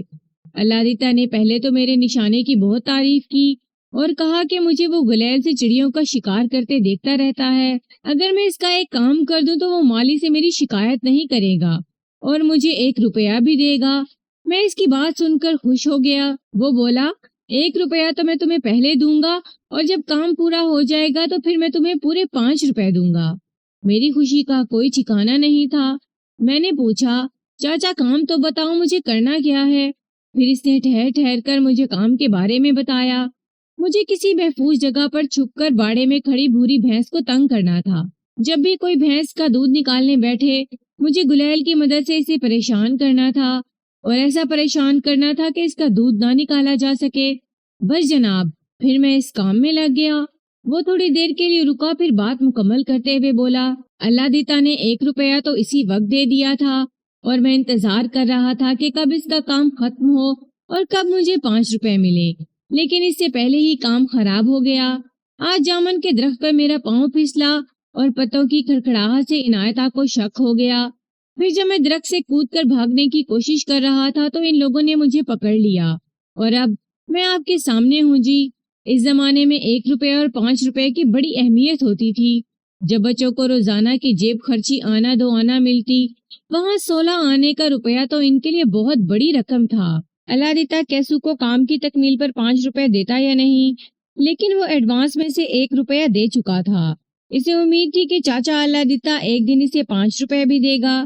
बहरहाल वो दिन आने से पहले ही कैसू रंगे हाथों पकड़ा गया था, लेकिन एक बात मुझे हैरत में डाल रही थी कि इसने अनायता और इस साथी की मारपीट के नतीजे में अपनी जुबान पर कफल क्यों डाले रखा था, और खास तौर पर जब चौधरी ने इसे पूछताछ की तो भी इसने कुछ नहीं बताया था। ये मुअम्मा समझ में नहीं आया। 11-12 साल का एक बच्चा इतने मजबूत असाब का मालिक भी हो सकता है, ये अमर मेरे लिए काबिले यकीन नहीं था। मैंने अपने उलझन दूर करने के लिए इसी से पूछ लिया, कैसू एक बात तो बताओ, जब अनायता और इसके साथियों ने तुम्हें मारा पीटा तो तुम्हें इन्हें चाचा अलादीता के बारे में क्यों नहीं बताया? तुम मार खाते रहे लेकिन जुबान नहीं खोली, इसकी क्या वजह है?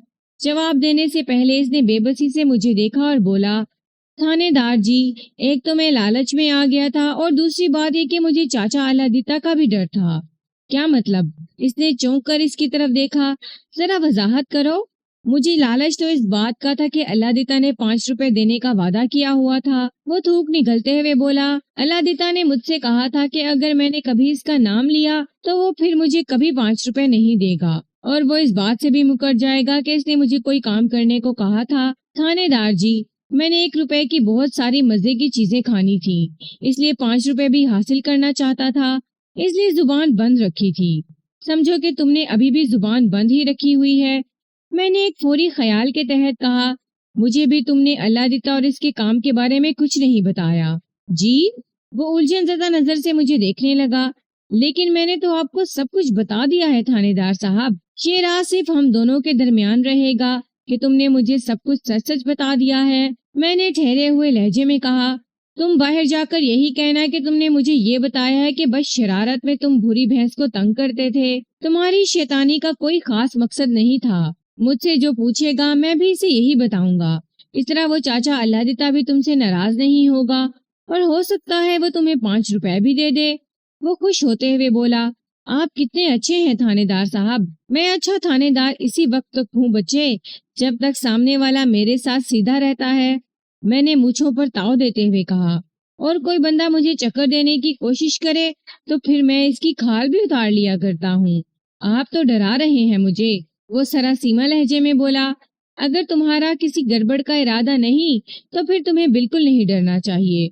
मैंने यकीन दिलाने वाले अंदाज में कहा, मैंने तुम्हें जो कुछ समझाया है खामोशी से इस पर अमल करना, बस फिर सब कुछ ठीक रहेगा। वो पेट का कितना मजबूत है इस बात का तो मुझे बखूबी अंदाजा हो गया था। इनायत और चौधरी इरशाद की सख्ती के सामने जब इसने जुबान नहीं खोली तो यकीनन मेरी हिदायत का भी पास करता। मेरी ताकीद के जवाब में इसने कहा, थानेदार जी, मैं आपकी हर बात मानूंगा, लेकिन जब आप चाचा अलादीता से पूछ-गुछ करेंगे तो मेरा राज खुल जाएगा। वो 11-12 साल का होने के बावजूद भी कमजोर सेहत के बाइस 8-9 साल का बच्चा नजर आता था, लेकिन इसकी बातचीत से अंदाजा होता था कि वो 17-18 साल से कम का नहीं। इसकी बेबाकी और एतमाद पर मुझे हैरत थी। मैंने कहा, कैसू तुम बेफिक्र हो जाओ, मैं अलादीता या चौधरी इरशाद से अपने अंदाज में बात करूंगा, तुम्हारा नाम कहीं नहीं आएगा। फिर तो ठीक है जनाब। इसने इत्मीनान भरी सांस खारिज की। मैंने पूछा, तुम भूरी भैंस के साथ जो कुछ करते रहे हो इसके बारे में अलादीता के अलावा और किस किस को पता है? किसी को भी नहीं पता थानेदार जी। वो मजबूत लहजे में बोला, किसी को पता चलना भी नहीं चाहिए। मैंने एक एक लफ्ज पर जोर देते हुए कहा, तुम मेरी बात समझ रहे हो ना? चंगी तरह समझ रहा हूँ। ठीक है, शाबाश। मैंने तारीफी अंदाज में कहा, अब मैं तुम्हें घर भिजवाने का बंदोबस्त करता हूँ। फिर मैंने दरवाजे की जानिब मुंह करके कांस्टेबल को आवाज दी, हुक्मदाद। थोड़ी देर के बाद कांस्टेबल हुक्मदाद मेरे सामने हाजिर था। मैंने उंगली से कैसू की जानिब इशारा किया और कांस्टेबल से कहा, हुक्मदाद, तुम इसके साथ मोजा फतेहपुर तक जाओ और इसे सुगरा माशन के घर तक पहुंचाओगे, अभी और इसी वक्त। जी। कांस्टेबल ने सोचती हुई नजर से मुझे देखा और पूछा, आपने क्या नाम बताया है मलिक साहब? किसका नाम? मैंने उल्टा इसी से सवाल कर डाला। माछन का जनाब। इसने कहा, सुगरा माछन। मैंने दोहराया, फिर पूछा, हुक्मदार, क्या तुम कैसू की माँ को जानते हो? थोड़ी देर से जानने लगा हूँ जनाब। थोड़ी देर से क्या मतलब? मैंने चौंक कर इसकी तरफ देखा। वो वजाहत करते हुए बोला, जनाब, काफी देर से एक माई बाहे बरामदे में आई बैठी है।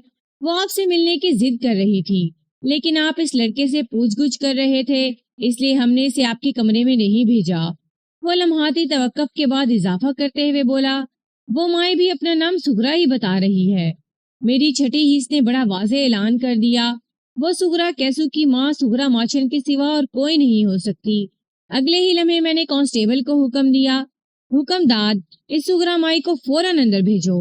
حکم داد نے میرے حکم کی تعمیل کی اور سغرا نامی مذکورہ مائی کو میرے سامنے پیش کر دیا۔ میں نے یکے بعد دیگرے کیسو اور سغرا کے چہروں کا جائزہ لیا اور میری چھٹی حص کی پکار حرف بحرف سچ ثابت ہوئی۔ میں نے کانسٹیبل حکم داد کی نگرانی میں دونوں ماں بیٹے کو ان کے گھر روانہ کر دیا، پھر اپنی کرسی پر بیٹھ کر چاچا الادیتا کے بارے میں سوچنے لگا۔ میں اس کردار الادیتا کے بارے میں فی الحال زیادہ نہیں جانتا تھا۔ میری معلومات وہیں تک محدود تھی جہاں تک کیسر نے مجھے بتایا تھا، مثلاً یہ کہ وہ دبلا پتلا اور لمبا تڑنگا تھا، اس کا رنگ گہرا سانولا تھا، اس کے بالائی ہونٹ پر زخم کا نشان تھا، گاؤں میں سب لوگ اسے چاچا الادیتا کہہ کر پکارتے تھے، اور یہ کہ وہ ٹیوب ویل اور باغ کے درمیان والے ایک گھر میں رہتا تھا۔ کیسر کی فراہم کردہ معلومات کی روشنی میں میرے ذہن میں الادیتا کا ایک ہیولا سا بن گیا تھا، لیکن اس ہیولے سے بھی زیادہ اہم وہ سنسنی خیز خیالات تھے جو الادیتا کے عزائم سے متعلق تھے۔ اس نے آخر کس مقصد سے کیسو کو وہ احمقانہ کام سونپا تھا؟ بظاہر احمقانہ نظر آنے والے اس کام کے پیچھے یقیناً الادیتا کا کوئی گہرا مقصد چھپا ہوا تھا، اور مجھے اسی اہم مقصد کو کھوج کر نکالنا تھا۔ میرا ذہن اگرچہ الادیتا کے عزائم کے حوالے سے کلیئر نہیں تھا، لیکن ایک بات تو طے تھی، اور وہ یہ کہ الادیتا نہیں چاہتا تھا کہ بھوری بھینس کا دودھ نکالا جائے، جب ہی اس نے کیسو کو پیسوں کا لالچ دے کر اس عجیب و غریب مصروفیت میں ڈال دیا تھا۔ اب سوال یہ پیدا ہوتا تھا کہ الادیتا ایسا کیوں چاہتا تھا؟ اس سوال کے مختلف جواب میرے ذہن میں آ رہے تھے۔ الادیتا کو یقیناً 3 میں سے کسی ایک سے دشمنی تھی۔ نمبر 1، بھوری بھینس سے دشمنی۔ جب کافی دنوں تک کسی دودھ دینے والے جانور کا دودھ نہ نکالا جائے تو نتیجے کے طور پر رفتہ رفتہ اس کا دودھ سوکھنے لگتا ہے۔ الادیتا چاہتا تھا کہ بھوری بھینس کا دودھ سوکھ جائے اور اس کی قدر و قیمت 2 کوڑی کی نہ رہے۔ نمبر 2، عنایت سے دشمنی۔ الادیتا کی ہدایت پہ کیسو حرکت کر رہا تھا، اس کے نتیجے میں عنایت کو بھوری بھینس کا دودھ نکالنے میں ناکامی کا سامنا ہو رہا تھا، اور اس ناکامی پر عنایت کو چودھری ارشاد کی جھڑکیاں سننا پڑتی تھیں۔ الادیتا عنایت کو ذلیل و خوار کرنا چاہتا تھا۔ نمبر 3، نورین سے دشمنی۔ چودھری ارشاد نے وہ بھوری بھینس خاص طور پر اپنی نئی نویلی دلہن الڑ مٹیار نورین کے لیے خریدی تھی۔ نورین کو دودھ پینے کا اور بھوری بھینس کو دودھ دینے کا بہت شوق تھا، لیکن اس 10-12 دنوں میں بدقسمتی سے بھوری بھینس کے دودھ کی ایک بوند بھی نورین کے حلق سے نیچے نہیں اتری تھی۔ الادیتا نہیں چاہتا تھا کہ بھوری بھینس کا دودھ نورین کے شکم میں اترے۔ ان تینوں اسباب میں سے کوئی ایک تھا یا پھر کوئی چوتھی وجہ تھی۔ بہرحال یہ جاننا زیادہ ضروری تھا کہ الادیتا آخر ایسا کیوں چاہتا تھا۔ اس کیوں کا جواب تلاش کرنے کے لیے میں نے اپنے ذہن کو معمور کر دیا تھا اور تھانے سے اٹھ کر اپنے کوارٹر میں آ گیا تھا، جو تھانے کے عقبی حصے میں بنا ہوا تھا۔ رات کو میں دیر تک چاچا الادیتا کے بارے میں سوچتا رہا اور اپنے ذہن میں خاص پروگرام ترتیب دے کر سو گیا کہ اگلی صبح مجھے کون کون سے کام سر انجام دینا ہے۔ سوچنا انسان کے ہاتھ میں ہے۔ آپ کسی انسان کی سوچ پر پابندی عائد نہیں کر سکتے، لیکن اس بات کی کوئی گارنٹی نہیں کہ انسان جیسا سوچتا ہے عملاً ویسا پیش بھی آ جائے۔ میرے ساتھ بھی کچھ ایسا ہی ہوا تھا۔ اگلی صبح میرے پروگرام کا سوا ستیہ ناس ہو گیا تھا۔ میں ناشتے کے بعد حسب معمول تیار ہو کر اپنے کمرے میں پہنچا تو ایک بری خبر میری منتظر تھی۔ ایک کانسٹیبل نے مجھے بتایا، ملک صاحب، موضع فتح پور میں ایک عجیب و غریب واقعہ پیش آیا ہے۔ کیسا واقعہ خادم حسین؟ میں نے چونک کر اطلاع دینے والے کانسٹیبل کی طرف دیکھا۔ اس کی بات سن کر میرا ماتھا ٹھنک گیا تھا۔ وہ چودھری صاحب کی بیوی ہے نا؟ کانسٹیبل نے بتانا شروع کیا۔ کون سی بیوی؟ میں نے اس کی بات کاٹ کر سوال کر ڈالا۔ میرے لہجے میں حد درجہ اضطرار بھرا ہوا تھا۔ چھوٹی یا بڑی؟ میں چھوٹی بیوی کی بات کر رہا ہوں ملک صاحب، اس نے جواب دیا، جس کا نام نورین ہے، اور جو… میں نے ایک بار پھر قطع کلامی کی اور پوچھا، خادم حسین، چھوٹی چودھرائن نورین کو کیا ہو گیا ہے؟ آج رات کے آخری پہر چھوٹی چودھرائن فوت ہو گئی ہے، خادم حسین نے انکشاف انگیز لہجے میں بتایا۔ کیا؟ بے ساختہ میرے منہ سے نکلا۔ کانسٹیبل خادم حسین کا تعلق موضع فتح پور ہی سے تھا، لہٰذا اس کی اطلاع کو سچ ہی تصور کیا جانا چاہیے تھا۔ وہ روزانہ صبح ڈیوٹی کرنے تھانے آتا تھا اور رات کو ڈیوٹی ختم کرنے کے بعد واپس اپنے گھر چلا جاتا تھا۔ میرے کیا کے جواب نے اس نے بتایا، جی ملک صاحب، مجھے بھی یہ خبر صبح ہی ملی ہے۔ میں ناشتہ کر رہا تھا کہ پتہ چلا حویلی میں چھوٹی چودھرائن جی کا انتقال ہو گیا ہے، لیکن یہ ہوا کیسے، میں پوچھے بنا نہ رہ سکا۔ زیادہ تفصیلات کا تو مجھے بھی نہیں پتا جناب، خادم حسین نے کہا۔ میں نے ناشتہ ختم کیا اور ڈیوٹی پر چلا آیا ہوں۔ تفصیلات کا اگر تمہیں علم نہیں ہے تو فوراً جا کر پتہ لگاؤ، میں نے تہکمانہ انداز میں کہا۔ مجھے مکمل رپورٹ چاہیے، جلد از جلد۔ وہ مجھے سلیوٹ کر کے کمرے سے نکل گیا۔ یہ عجیب واہیات صورتحال سامنے آئی تھی، میں نے تو سوچا ہی نہیں تھا کہ ایسا بھی ہو جائے گا، اور نہ ہی چودھری ارشاد نے کبھی خواب و خیال میں اس بارے میں سوچا ہوگا۔ وہ پچھلے کچھ عرصے سے کتنا خوش تھا۔ اس نے جس تمنا کو پورا کرنے کے لیے بڑھاپے میں دوسری شادی کا فیصلہ کیا تھا، اس کی تکمیل کے واضح آثار نمودار ہو گئے تھے۔ چھوٹی چودھرائن نہ صرف یہ کہ امید سے ہو گئی تھی، بلکہ تجربہ کار دائی صفیہ نے یہ فتویٰ بھی دے دیا تھا کہ نورین انشاءاللہ اولاد نرینہ کو جنم دے گی۔ چودھری ارشاد کا تو کوئی خوشی کا ٹھکانہ ہی نہیں تھا۔ اسے اپنا نام لیوا اور جائیداد کا اصلی وارث ملنے والا تھا کہ اچانک وہ شاخ ہی ٹوٹ گئی تھی جس پر فصل امید بہار دکھائی دینے والی تھی۔ اس واقعے نے یقیناً چودھری کو توڑ کر رکھ دیا ہوگا۔ 1 گھنٹے کے بعد خادم حسین واپس آ گیا اور اس نے آ کر بتایا کہ چھوٹی چودھرائن کے پیٹ میں آدھی رات کو شدید نوعیت کا درد اٹھا تھا۔ درد کی شدت اس درجے تھی کہ وہ پیٹ پکڑ کر لوٹ پوٹ ہو رہی تھی۔ اس صورتحال نے حویلی اور اس کے مکینے کو حد درجہ پریشان کر دیا تھا۔ چودھری نے فوری طور پر ایک بندہ حکیم جی کی طرف دوڑایا اور دوسرا صفیہ دائی کی جانب۔ یہ دونوں شخصیات موضع فتح پور ہی میں رہتی تھی، دونوں چند منٹ میں ہی حویلی کے اندر تھے۔ پہلے صفیہ دائی حویلی میں پہنچی تھی۔ اس نے تکلیف سے تڑپتی ہوئی نورین کو سیدھا کر کے اس کا طبی معائنہ شروع کر دیا۔ سیدھا کرنے کے باوجود بھی وہ چھوٹی چودھرائن کے دونوں ہاتھ اس کے پیٹ پر ہی تھے، جسے اندازہ ہوتا تھا کہ اس کے شکم میں بڑی طوفانی نوعیت کی تکلیف تھی۔ نورین کی حالت برقرار رہی تو دائی کے بھی ہاتھ پاؤں پھول گئے۔ اس کی کچھ سمجھ میں نہیں آ رہا تھا کہ آخر اس کو ہوا کیا ہے۔ رات کو وہ چودھرائن کو بھلی چنگی حویلی میں چھوڑ کر گئی تھی اور اب اس کی کیفیت ہی بدلی ہوئی تھی۔ اسی دوران میں حکیم جی بھی حویلی پہنچ گئے۔ ان کی ماہرانہ نگاہ نے نورین کو دیکھتے ہی کچھ اہم اندازے قائم کر لیے۔ وہ اس کی نبض تھام کر بیٹھ گئے اور اہل خانہ سے سوال و جواب شروع کر دیے۔ چودھرائن جی نے رات کو کھانے میں کیا کھایا تھا؟ انہیں بتایا گیا آلو بینگن کا سالن اور چاول، اس کے ساتھ اچار بھی۔ اچار کے علاوہ؟ حکیم جی نے پوچھا۔ اس کے علاوہ کچھ نہیں۔ دودھ وغیرہ تو چاول میں نہیں ڈالا گیا تھا؟ جی بالکل نہیں۔ لیکن کیا؟ حکیم جی نے چونک کر دیکھا۔ چودھرائن جی کو دودھ بہت پسند ہے، چودھری ارشاد نے بتایا۔ رات کو سونے سے پہلے اس نے دودھ کا بھرا گلاس پیا تھا۔ آلو بادی، بینگن بادی، دودھ بادی، اچار ترش تر۔ وہ افسوسناک انداز میں گردن ہلاتے ہوئے بولے، بہت ساری صحت کے لیے خطرناک چیزیں ایک جگہ جمع ہو گئی ہیں۔ یہ ساری خرابی اسی وجہ سے ہے۔ حکیم جی، خرابی کسی بھی وجہ سے ہے، لیکن آپ چودھرائن جی کو کوئی دوائی وغیرہ تو دیں۔ چودھری ارشاد نے خفگی آمیز لہجے میں کہا، دیکھیں نا تکلیف کی شدت سے بیچاری کس طرح تڑپ رہی ہے۔ مجھے چودھرائن جی کی کیفیت کا اچھی طرح اندازہ ہے چودھری صاحب۔ حکیم جی اپنا باکس کھولتے ہوئے بولے، میں ابھی ان کو ایک ایسی دوا چٹاتا ہوں کہ دیکھتے ہی دیکھتے پیٹ کا درد غائب ہو جائے گا۔ آپ ایک کام کریں۔ کیا کام؟ چودھری نے سوالیہ نظر سے اس کی طرف دیکھا۔ حویلی کے باورچی خانے میں اگر کوئی لیمو رکھا ہے تو لے آئیں، لیمو نہ ہو تو پھر ادرک کا ایک ٹکڑا منگوا لیں۔ حکیم جی نے گہری سنجیدگی سے کہا، اور اس کے ساتھ ہی ایک چھری بھی۔ چند سیکنڈ میں چھری کے ہمراہ لیمو اور ادرک دونوں چیزیں حکیم جی کو مہیا کر دی گئیں۔ حکیم جی نے چھری کی مدد سے لیمو کو 2 لخت کیا، پھر اپنے بیگ نما باکس میں سے ایک مٹیالہ سا سفوف نکال کر اسے لیمو پر چھڑکا اور اس سفوف لگے لیمو کو چودھرائن کی جانب بڑھاتے ہوئے کہا، یہ چاٹ لو بیٹا، ابھی تمہاری تکلیف رفع ہو جائے گی۔ چودھری کی بیوی کا درد کے مارے برا حال ہو رہا تھا۔ وہ اس حالت میں نہیں تھی کہ خود اپنے ہاتھ سے پکڑ کر لیمو کو چاٹ سکتی۔ اس وقت وہاں حویلی کے تمام وسینک بھی موجود تھے۔ کیا ملازمین، کیا مالکان، ہر بندہ سخت پریشان اور تشویش میں مبتلا تھا۔ صفیہ دائی نے فوراً ہاتھ بڑھا کر حکیم جی کے ہاتھ سے لیمو کا مذکورہ ٹکڑا لے لیا اور امداد طلب نظر سے چودھری کی طرف دیکھا۔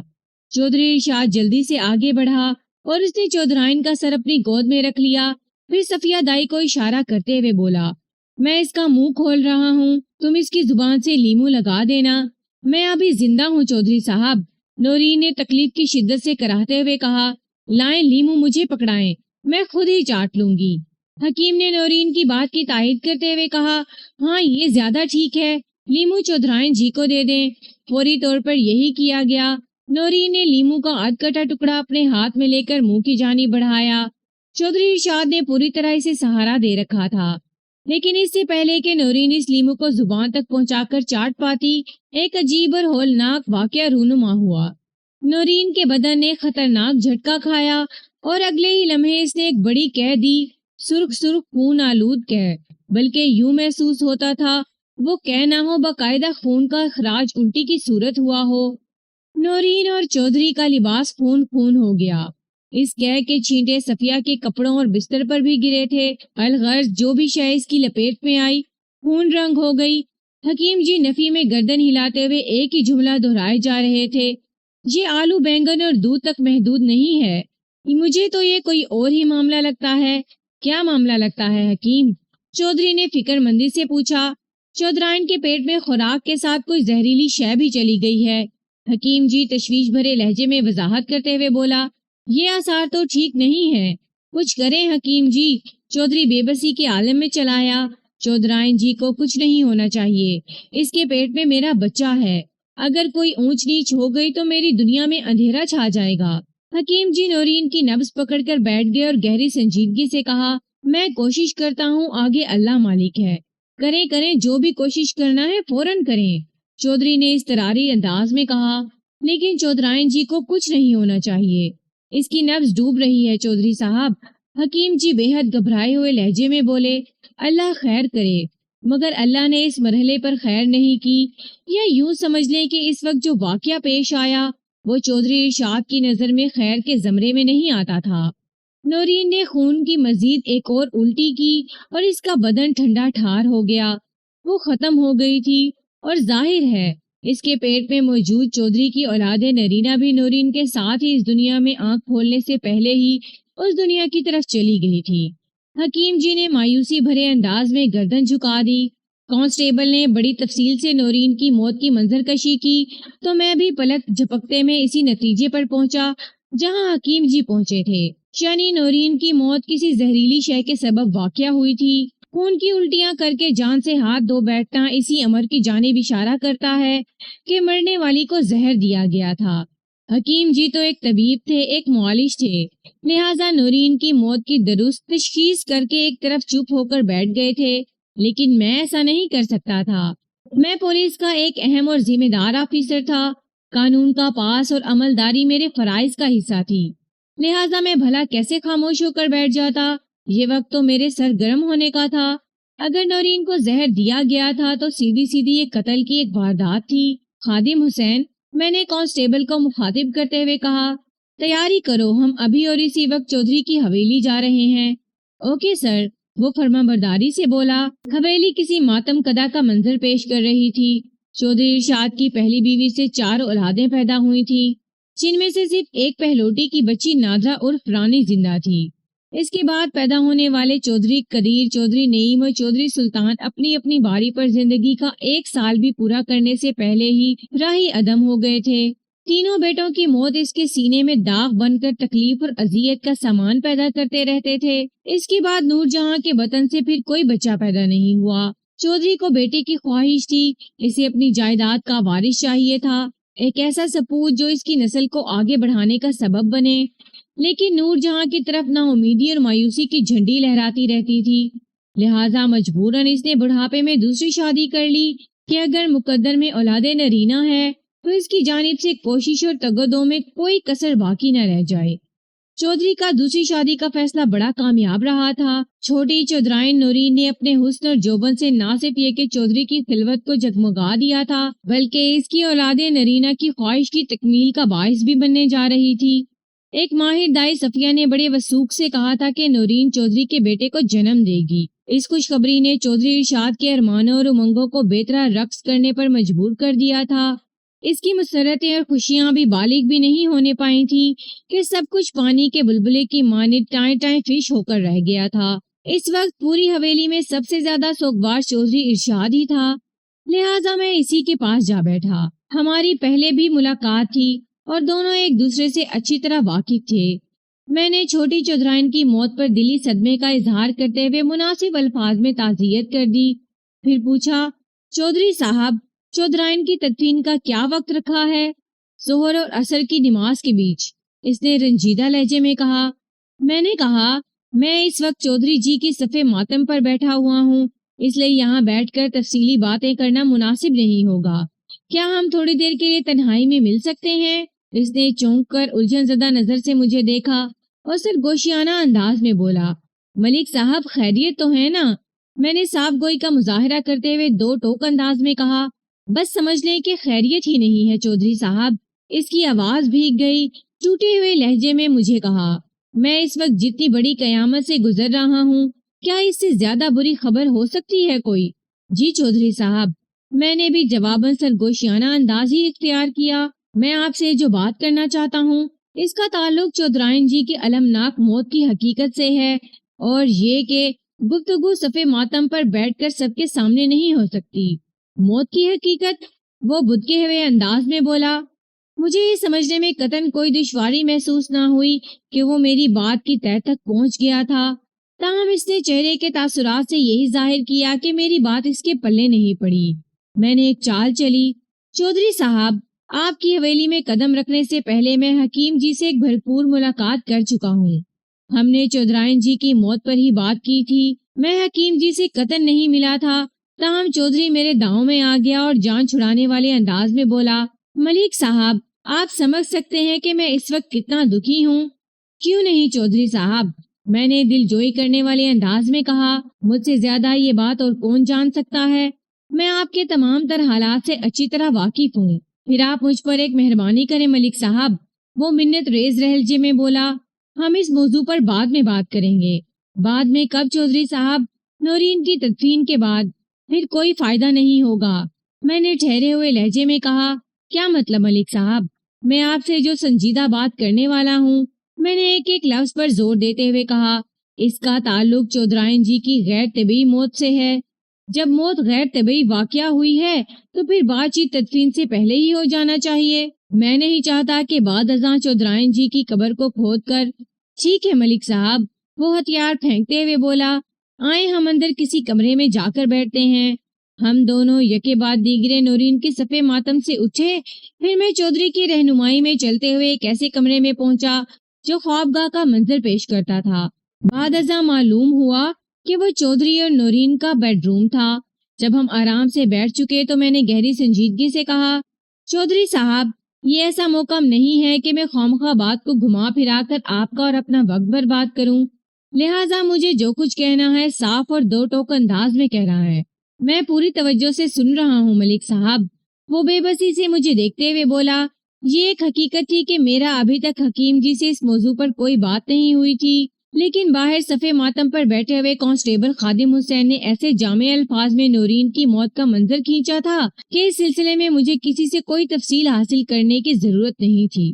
میں نے نہایت ہی مختصر مگر پر اسرار الفاظ میں چودھری ارشاد کو اپنے حتمی اور تحقیقاتی خیالات سے آگاہ کیا۔ میرا بیان اتنا جامع اور مدلل تھا کہ چودھری کے پاس اختلاف یا انکار کی گنجائش ہی نہیں تھی۔ وہ کوئی کوڑ مغز اور بد دماغ چودھری نہیں تھا جو خواہ کی کچ بحثی پہ اتر آتا۔ میں جب سے اس تھانے میں تعینات تھا، میں نے چودھری ارشاد کو ایک دانا اور بینا اور زیرک شخص پایا تھا۔ حالیہ واقعے کی تہ میں تو وہ بھی پوری طرح اترا بیٹھا تھا، لیکن اظہار سے ڈرتا تھا۔ یہ اس کی بزدلی نہیں بلکہ مصلحت کوشی تھی۔ جب میں نے تمام تر حقیقت اس کے گوش گزار کر دی تو اس نے شکستہ لہجے میں پوچھا، پھر آپ کا کیا ارادہ ہے ملک صاحب؟ میں نے اسے اپنے ارادے سے آگاہ کر دیا۔ وہ خوش آمدانہ انداز میں بولا، ملک صاحب، چھوٹی چودھرائن بڑی اذیت اٹھانے کے بعد موت کے منہ میں گئی ہے، اب اس کی لاش کی چیر پھاڑ۔ وہ جھجری لے کر خاموش ہو گیا۔ میں نے کہا، چودھرائن جی نے وہ تکلیف اور اذیت اسی لیے سہی تھی کہ اس وقت ان کے بدن میں جان موجود تھی، لیکن اب جو کچھ بھی ہوگا وہ ایک مردہ جسم، ایک لاش کے ساتھ ہوگا، لہٰذا آپ اس سلسلے میں قطعاً پریشان نہ ہوں۔ پوسٹ مارٹم رپورٹ چودھرائن جی کی موت کی حقیقت کھول دے گی۔ میں نے لمحاتی توقف کر کے گہری سانس لی، پھر اضافہ کرتے ہوئے بولا، ویسے تو مجھے پورا یقین ہے چودھرائن جی کو زہر دے کر موت کے گھاٹ اتارا گیا ہے۔ کیا آپ اپنی چہیتی بیوی کے قاتل کو یوں ہی چھوڑ دیں گے؟ وہ بیوی جو آپ کے لیے جائیداد کا وارث پیدا کرنے والی تھی، آپ کی نسل کو آگے بڑھانے والی تھی۔ میرے ان جذباتی ڈائیلاگ نے چودھری کی آنکھوں سے آنسو جاری کر دیے۔ وہ گلوگیر آواز میں بولا، ملک صاحب، سب کچھ ختم ہو گیا۔ نہ نورین زندہ رہی اور نہ ہی میری نسل کا چراغ روشن کرنے والا وہ بچہ جو اس کی کوکھ میں اپنی زندگی کی ابتدائی منزلیں طے کر رہا تھا۔ میری تو دنیا ہی لٹ گئی۔ میں تھوڑی دیر تک اسے سینے سے لگا کر تسلی دلاسا دیتا رہا اور اس کے کان میں سمجھانے کا عمل بھی جاری رکھا۔ بالآخر میری بات نے اس مرد معقول کی عقل میں جگہ بنا لی اور وہ مجھ سے تعاون کے لیے تیار ہو گیا۔ بس میرے لیے اتنا اشارہ ہی کافی تھا۔ میں نے اپنے کام کا آغاز کر دیا۔ چھوٹی چودھرائن کی لاش کو پوسٹ مارٹم کے لیے سرکاری ہسپتال بھجوانے سے پہلے کچن والی کارروائی کو نپٹانا ضروری سمجھا اور چودھری سے واضح الفاظ میں کہہ دیا کہ وہ خاموشی سے تماشا دیکھتا رہے، جو بھی ہوگا اس کے حق میں بہتر ہی ہوگا۔ اس نے اس بات میں سر ہلانے پر اکتفا کیا۔ عموماً قتل کی واردات کے سلسلے میں واقعاتی شہادتیں بعد میں تلاش کی جاتی ہیں۔ سب سے پہلے لاش کا معائنہ کیا جاتا ہے اور اسے پوسٹ مارٹم کے لیے بھجوانے کے بعد دیگر کارروائی کی جاتی ہے، لیکن یہاں روایت کے برعکس ہو رہا تھا اور اس کی ایک خاص وجہ تھی۔ جب میں کانسٹیبل خادم حسین کے ساتھ چودھری کی حویلی پہنچا تو اس وقت تک حویلی کے اندر یہی تاثر پایا جاتا تھا کہ چھوٹی چودھرائن خون کی الٹیاں کرتے ہوئے موت کے منہ میں چلی گئی ہے اور اب نماز ظہر کے بعد اس کی نماز جنازہ ادا کی جائے گی۔ حویلی کے اندر تعزیت کے لیے آنے والے افراد کا ہجوم جمع تھا، جن میں گاؤں والوں کے علاوہ چودھری ارشاد کے رشتہ داروں کی ایک بڑی تعداد بھی موجود تھی، جو ظہر اور عصر کے درمیان چودھرائن جی کی تدفین کا ذہن بنائے بیٹھے تھے۔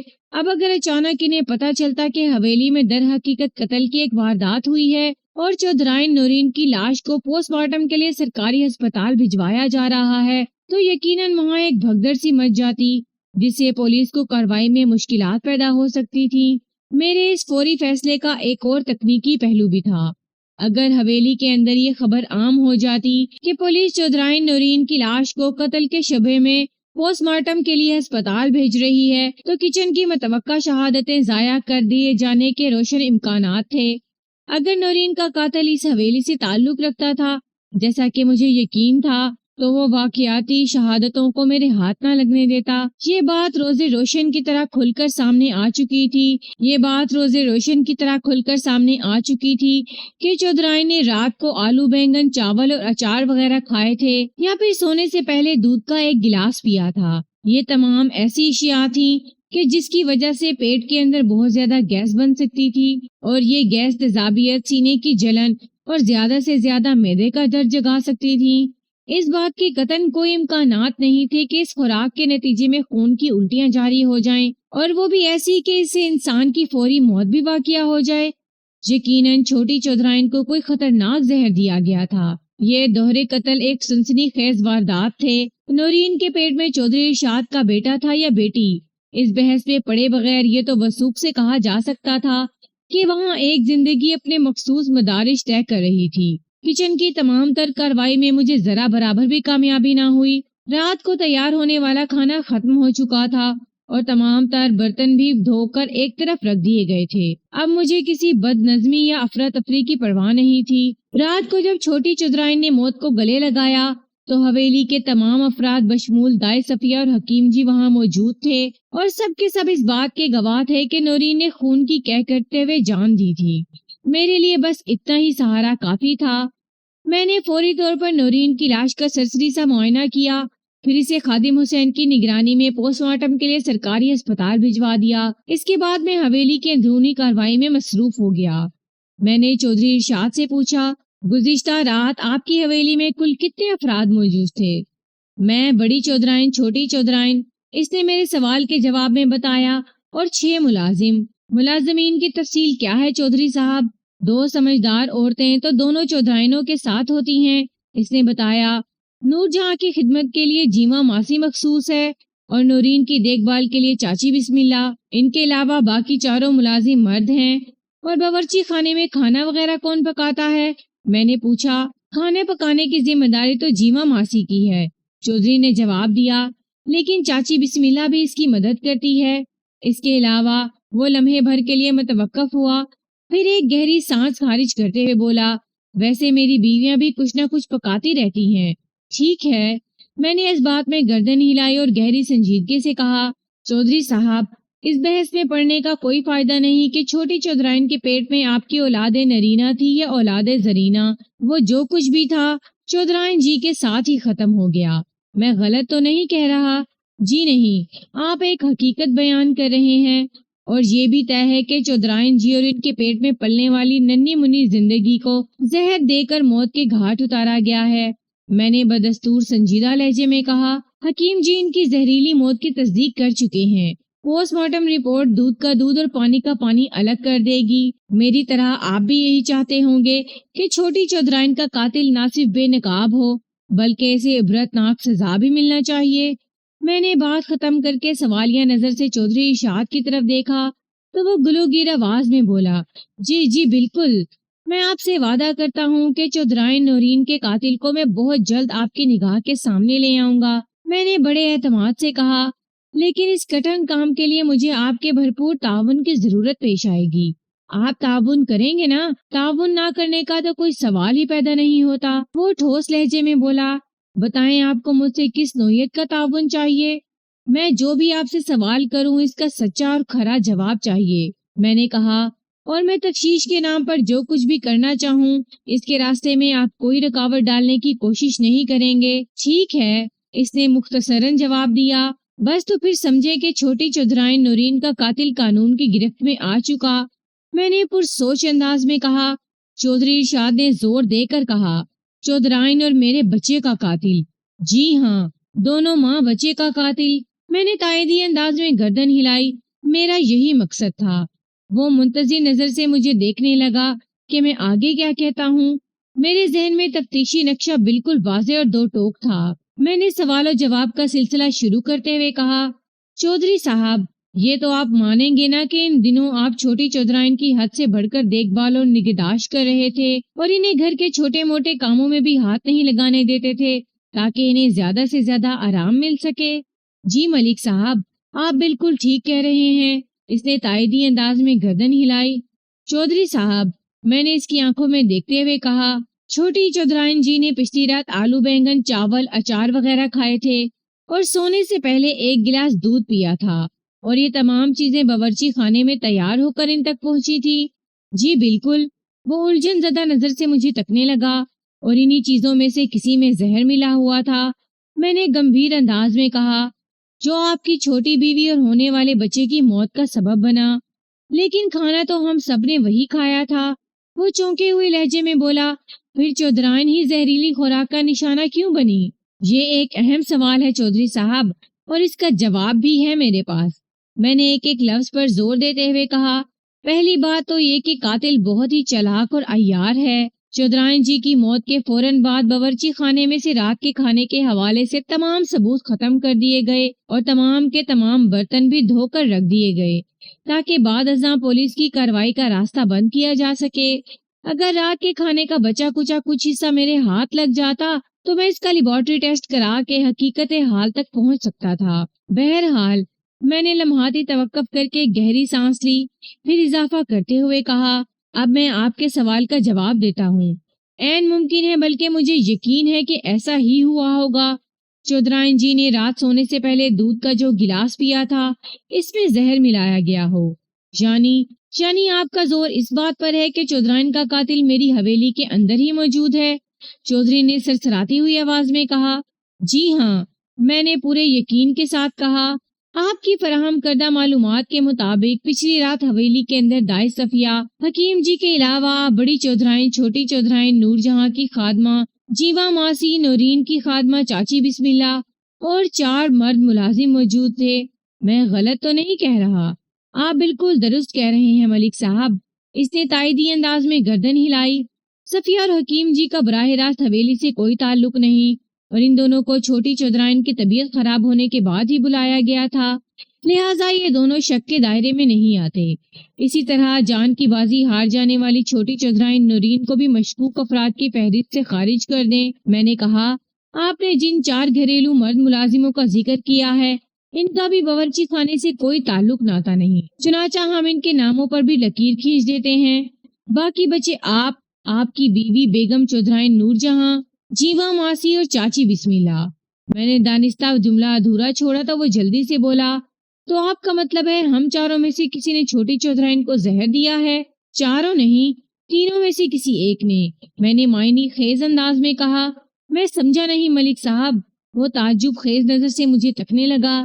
میں نے آپ کو بھی اس فہرست سے خارج کر دیا ہے چودھری صاحب، میں نے صاف گوئی کا مظاہرہ کرتے ہوئے کہا۔ چودھرائن نورین اور اس کے پیٹ پہ نمو پانے والے معصوم بچے کے حوالے سے میں آپ کی سنجیدگی اور خوشی سے اچھی طرح واقف ہوں۔ آپ اپنی خوشیوں کو آگ لگانے کے لیے اس قسم کی گھناؤنی حرکت کر ہی نہیں سکتے۔ تو آپ کا مطلب ہے نور جہاں، جیواں یا بسم اللہ میں سے کسی نے نورین کو زہر دے کر زچا و بچا کو قتل کیا ہے؟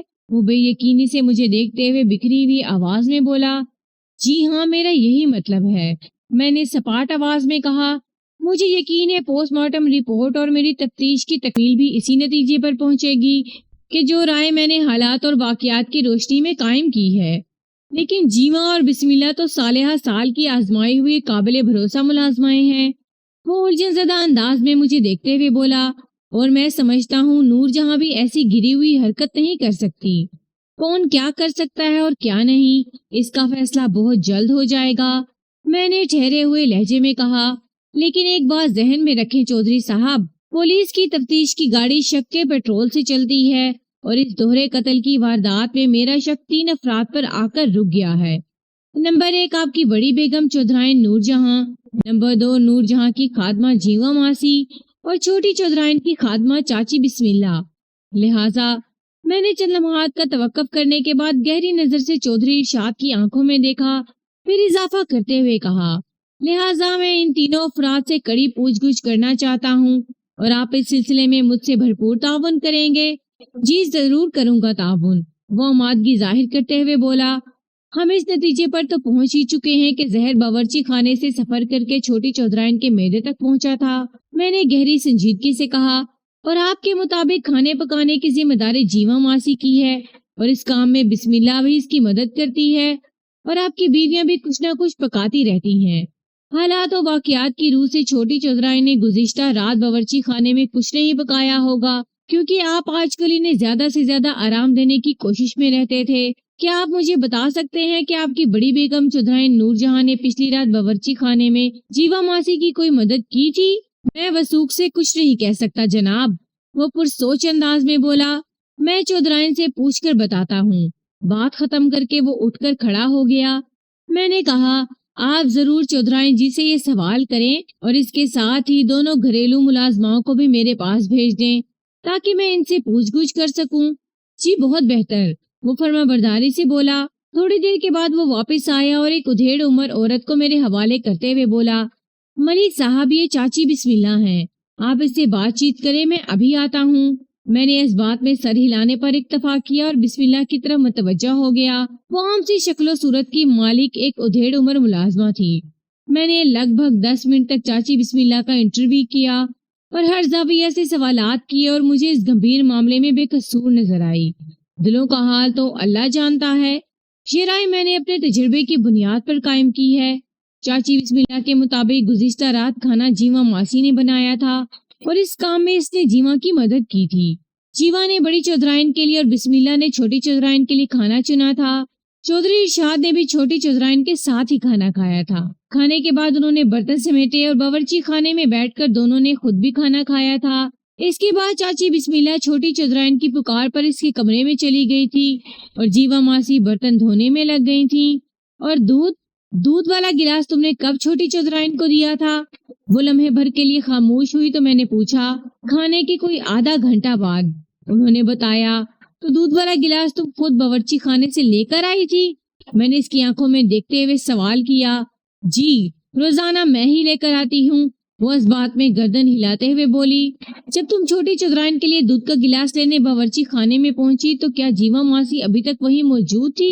میرا فوکس لامحالہ دودھ والے گلاس پر گیا ہوا تھا، کیونکہ اس رات حویلی کے باورچی خانے میں جو کھانا پکا تھا وہ تو وہاں تمام موجودہ افراد نے کھایا تھا۔ اور کسی کو کچھ نہیں ہوا تھا۔ یہ واضح اشارہ تھا کہ وہ کھانا زہریلا نہیں تھا، لہٰذا اس سنگین واقعے کے سلسلے میں تان دودھ والے گلاس پر ہی آ کر ٹوٹتی تھی۔ بسم اللہ ماسی نے میرے سوال کے جواب میں بتایا، جی ہاں، جیواں باورچی خانے میں موجود تھی، بلکہ وہ کام ختم کر کے وہاں سے جانے ہی والی تھی۔ مجھ پر نظر پڑتے ہی اس نے کہا تھا، میں نے چودھرائن جی کے لیے دودھ نکال دیا ہے۔ تو کیا روزانہ جیواں ہی چھوٹی چودھرائن کے لیے دودھ نکالا کرتی تھی؟ میں نے چبھتے ہوئے لہجے میں پوچھا۔ یہ ڈیوٹی تو میری تھی اور روزانہ میں ہی بی بی جی کے لیے گلاس میں دودھ ڈال کر لے جایا کرتی تھی، مگر کبھی کبھار جیواں بھی دودھ ڈال دیا کرتی تھی، اس نے بتایا۔ لیکن باورچی خانے سے بی بی جی کے کمرے تک دودھ والا گلاس میں ہی لے کر جایا کرتی تھی۔ ٹھیک ہے، میں نے سوالات کے سلسلے کو سمیٹتے ہوئے کہا، پچھلی رات تم نے چھوٹی چودھرائن کو دودھ پلانے کے بعد گلاس کہاں رکھا تھا؟ جب بی بی جی نے گلاس خالی کر کے مجھے واپس کیا تو میں اسے باورچی خانے میں چھوڑنے گئی تھی، اس نے بتایا۔ جیواں چونکہ سارے برتن دھو کر بڑی بی بی جی کے کمرے میں جا چکی تھی، اس لیے میں نے خود ہی گلاس دھو کر رکھ دیا تھا۔ لمحاتی توقف کر کے اس نے گہری سانس لی، پھر اپنی بات مکمل کرتے ہوئے کہا، جب سے چھوٹی بیوی امید سے ہوئی تھی، چودھری صاحب نے میری ڈیوٹی انہی کے ساتھ لگا دی تھی۔ اب باورچی خانے میں برائے نام ہی کام کرتی تھی، ورنہ کھانے پکانے اور برتن دھونے میں پہلے میں جیواں کا بھرپور ہاتھ بٹایا کرتی تھی۔ ادھر بسم اللہ چاچی کی بات ختم ہوئی، ادھر چودھری ارشاد نمودار ہوا۔ وہ خاصا گھبرایا ہوا نظر آتا تھا۔ گزشتہ رات اس حویلی میں جتنا بڑا واقعہ پیش آیا تھا، اس نے چودھری ارشاد کو اندر باہر سے توڑ پھوڑ کر رکھ دیا تھا، لیکن اس وقت مجھے چودھری کے چہرے پر جو گھبراہٹ دکھائی دیتی تھی وہ بڑی مختلف نوعیت کی تھی۔ چودھری پر نگاہ پڑتے ہی چاچی بسم اللہ یکلخت اٹھ کر کھڑی ہو گئی۔ چودھری اسی سے مخاطب ہوتے ہوئے بولا، نور جہاں کی طبیعت بہت خراب ہو رہی ہے اور جیواں ماسی کہیں نظر نہیں آ رہی، تمہیں کچھ پتا ہے اس کا؟ جی چودھری صاحب، بسم اللہ نے بڑے اطمینان سے گردن ہلائی۔ میرے یہاں آنے سے 10 منٹ پہلے وہ حویلی سے باہر گئی تھی اور کہا تھا کہ تھوڑی دیر میں واپس آ جائے گی۔ اس نے کچھ بتایا تھا کہ وہ کہاں جا رہی ہے؟ چودھری نے تیز لہجے میں استفسار کیا۔ کہہ رہی تھی ذرا گھر سے ہو کر آ رہی ہے، بسم اللہ نے بتایا۔ جب تک حویلی کے کام کو میں سنبھال لوں، کیا وہ بڑی بیوی جی کو بتا کر نہیں گئی؟ چودھری ارشاد نے بسم اللہ کے سوال کا جواب دینا ضروری خیال نہ کیا اور تحقمانہ انداز میں کہا، تم فوراً نور جہاں کے پاس جاؤ، میں کسی بندے کو بھیج کر جیواں کو بلاتا ہوں۔ بسم اللہ چاچی فوراً سے پیشتر وہاں سے کھسک گئی۔ میں نے چودھری سے پوچھا، چودھری صاحب، بڑی چودھرائن جی کو کیا ہوا ہے؟ میں سمجھتا ہوں حویلی کے سوگوار ماحول نے اس کے اعصاب پر گہرا اثر ڈالا ہے، وہ تشویش بھرے انداز میں بولا۔ آپ بیٹھے، میں کسی بندے کو جیواں کی طرف بھیج کر آپ کے پاس آتا، بلکہ اگر آپ مناسب سمجھیں تو اس تفتیشی کاروائی کو کل پر رکھ لیں۔ آپ خود بھی دیکھ رہے ہیں کہ حویلی میں کیا افراتفری مچی ہوئی ہے۔ چودھری صاحب، میں آپ کے حالات اور مجبوریوں کو اچھی طرح سمجھ رہا ہوں، میں نے ٹھہرے ہوئے لہجے میں کہا، اور دوسری طرف میں بھی قانونی تقاضوں کے سامنے مجبور ہوں۔ بہرحال آپ اپنی بڑی بیگم کا خیال رکھیں، میں شام آپ کی حویلی کا چکر لگا لوں گا۔ بات ختم کرتے ہی میں اٹھ کر کھڑا ہو گیا۔ بڑی مہربانی آپ کی ملک صاحب، وہ تشکرانہ انداز میں مجھے دیکھتے ہوئے بولا۔ آئے، میں آپ کو حویلی کے گیٹ تک چھوڑ دیتا ہوں۔ ہم دونوں پہلو بہ پہلو چلتے ہوئے حویلی کے اندرونی حصے سے باہر نکلے تو ایک فوری خیال کے تحت میں نے پوچھ لیا، چودھری صاحب، جیواں ماسی تو صالحہ سال سے بڑی چودھرائن کی خدمت میں ہیں اور وہ دن رات حویلی میں ہی رہتی ہے، ایسا ہی ہے نا؟ جی ہاں۔ وہ الجھن زدہ نظر سے مجھے تکنے لگا، پھر بسم اللہ سے کیوں کہہ رہی تھی کہ وہ ذرا گھر سے ہو کر آ رہی ہے؟ میں اپنی الجھن بیان کرتے ہوئے پوچھا، کیا حویلی سے باہر بھی کوئی اس کا گھر ہے؟ اس کا نہیں، اس کے بھائی کا گھر ہے، چودھری نے بیزاری سے جواب دیا۔ وہ کبھی کبھار اللہ دیتا سے ملنے چلی جاتی ہے، مگر آج تو اسے حویلی سے باہر قدم نہیں نکالنا چاہیے تھا۔ وہ اچھی طرح جانتی ہے کہ پچھلی رات سے حویلی پر کیا قیامت ٹوٹی ہوئی ہے۔ اللہ دیتا، میں نے سرسراتی ہوئی آواز میں کہا، آپ نے جیواں کے بھائی کا نام اللہ دیتا ہی بتایا ہے نا؟ ہاں، کیوں، کیا ہوا؟ چودھری حیرت بھری نظر سے مجھے دیکھتے ہوئے بولا، یہ وہی اللہ دیتا ہے نا؟ میں گویا کسی غیبی قوت کے زیر اثر بولتا چلا گیا، جسے گاؤں والے چاچا اللہ دیتا کہتے ہیں۔ اس کا گھر ٹیوب ویل اور باغ کے درمیان واقع ہے اور اللہ دیتا کی کوئی اولاد بھی نہیں۔ وہ دبلا پتلا اور دراز قد والا ہے، رنگت گہری سانولی اور ہاتھ پاؤں بڑے، اس کے بالائی ہونٹ پر زخم کا نشان بھی ہے۔ آپ ماسی جیوا کے بھائی اللہ دتا کا حلیہ اور تفصیل بیان کر رہے ہیں۔ چودھری کی حیرت میں کئی گنا اضافہ ہو گیا، مگر میری سمجھ میں یہ نہیں آ رہا کہ اچانک آپ اللہ دتا جیسے فضول آدمی میں اتنی دلچسپی کیوں لینے لگے ہیں۔ اچانک نہیں چودھری صاحب، میں نے معتدل انداز میں کہا، بلکہ میں گزشتہ شام ہی اس کالیہ اللہ دتا میں دلچسپی لے رہا ہوں۔ اور لمحاتی توقف کر کے میں ڈرامائی انداز میں اضافہ کیا، اور آپ اسے فضول آدمی نہ کہیں، میں اسی مفید آدمی کی مدد سے چھوٹی چودھرائن کے قاتل تک رسائی حاصل کر لوں گا۔ میں کچھ سمجھا نہیں ملک صاحب، وہ الجھن بھری نظر سے مجھے تکنے لگا۔ آئے میں آپ کو سمجھاتا ہوں، میں نے چودھری کا ہاتھ پکڑ کر حویلی سے باہر لاتے ہوئے کہا، جیوا کو بلانے کے لیے کسی آدمی کو بھیجنے کی ضرورت نہیں، ہم دونوں اللہ دتا کے گھر جا رہے ہیں۔ چودھری ارشاد ہکا بکا مجھے دیکھتا چلا گیا، تاہم اس نے اللہ دتا کے گھر جانے میں کوئی اعتراض نہیں کیا۔ اسی رات میں ایک مرتبہ پھر چودھری ارشاد کی حویلی میں بیٹھا ہوا تھا۔ پچھلی رات اس حویلی میں جو قیامت ٹوٹی تھی، اس کی تباہ کاری اور ہلاکت خیزی سے کسی کو انکار نہیں ہو سکتا تھا، لیکن آج دن بھر کی میری کارروائی نے جو طوفان اٹھائے تھے وہ بھی بڑی اہمیت کے حامل تھے۔ گزشتہ روز میں نے کیسر عرف کیسو نامی جس دبلے پتلے بچے کو بہلا پھسلا کر بہت سی کام کی باتیں معلوم کی تھی، اسی نے انکشاف کیا تھا کہ اللہ دتا نامی ایک سیاہ شخص نے اسے بھینس کو تنگ کرنے کا کام سونپا تھا۔ پھر اس سے پہلے کہ میں اللہ دتا کی چیکنگ کے بعد یہ معلوم کرنے کی کوشش کرتا کہ اس نامراد کو چودھری ارشاد کی بھوری بہن سے کیا دشمنی تھی، چودھری کی حویلی میں چھوٹی چودھرائن کو پیش آنے والا واقعہ سامنے آ گیا تھا، اور میں اللہ دتا کو بھول کر حویلی کے معاملات میں مصروف ہو گیا تھا۔ اور جب اسی تفتیش میں اللہ دتا کا نام سامنے آیا تو میرا ماتھا ٹھنکا۔ میں چودھری کی موجودگی میں جب اللہ دتا سے بھوری بھینس اور کیسو والے واقعے پر سوال جواب کیے تو اس نے جیوا ماسی کا نام لیا کہ یہ سب کچھ اس نے اپنی بہن کے کہنے پر کیا تھا۔ علاوہ ازیں جب میں نے اللہ دتا پر سختی کی تو اس نے یہ بھی بتا دیا کہ جیوا ماسی کی فرمائش پر اس نے زہر بھی لا کر دیا تھا۔ تفتیش کا رخ جب جیوا ماسی کی طرف مڑا تو وہ زیادہ دیر تک مزاحمت پیش نہ کر سکی، اور اس کی زبان سے بڑی چودھرائن نور جہاں کا نام پھسل گیا۔ اس کے بعد کچھ سوچنے، کچھ کہنے یا کچھ سننے کی کوئی گنجائش باقی نہیں رہ جاتی تھی۔ آپ بڑی توجہ سے کہانی پڑھتے چلے آ رہے ہیں، لہٰذا بآسانی سمجھ سکتے ہیں کہ نور جہاں نے یہ قدم کیوں اٹھایا تھا۔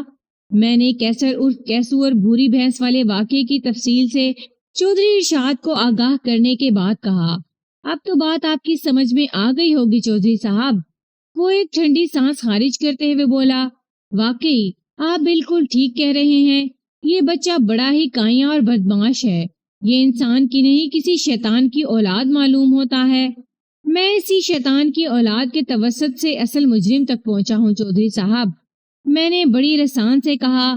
تفتیشی معاملات میں بعض اوقات ایسا ہو جاتا ہے، ہم جا کہیں اور رہے ہوتے ہیں اور تفتیش ہماری انگلی پکڑ کر کہیں اور لے جاتی ہے۔ بہرحال آپ کی بیوی اور اس کی کوکھ سے جنم لینے والے بچے کے قتل کا معمہ حل ہو چکا ہے۔ اس نے ایک افسردہ سی سانس خارج کی اور زخمی لہجے میں بولا، نور جہاں کی جفا نے مجھے جو زخم دیے ہیں وہ کبھی بھر نہیں سکیں گے۔ جیوا اور اسی کا سازشی بھائی اللہ دتا اس وقت میرے تھانے کی حوالات میں بند ہیں۔ میں نے اپنے فرائض سے مجبور ہوتے ہوئے کہا، انہوں نے جس کے اشارے پر یہ سب کچھ کیا ہے مجھے اس کی بھی ضرورت ہے تاکہ قانون کے تقاضے پورے ہو سکیں۔ آپ میرا مطلب سمجھ رہے ہیں نا؟ چودھری ارشاد نے اپنی پگڑی اتار کر میرے پاؤں پر رکھ دی اور رحم طلب نظر سے مجھے دیکھنے لگا۔ وہ بڑے نازک لمحات تھے، ان کڑے آزمائشی لمحات میں نے کیا فیصلہ کیا ہوگا، ذہین قارئین اندازہ لگانے کی کوشش کریں۔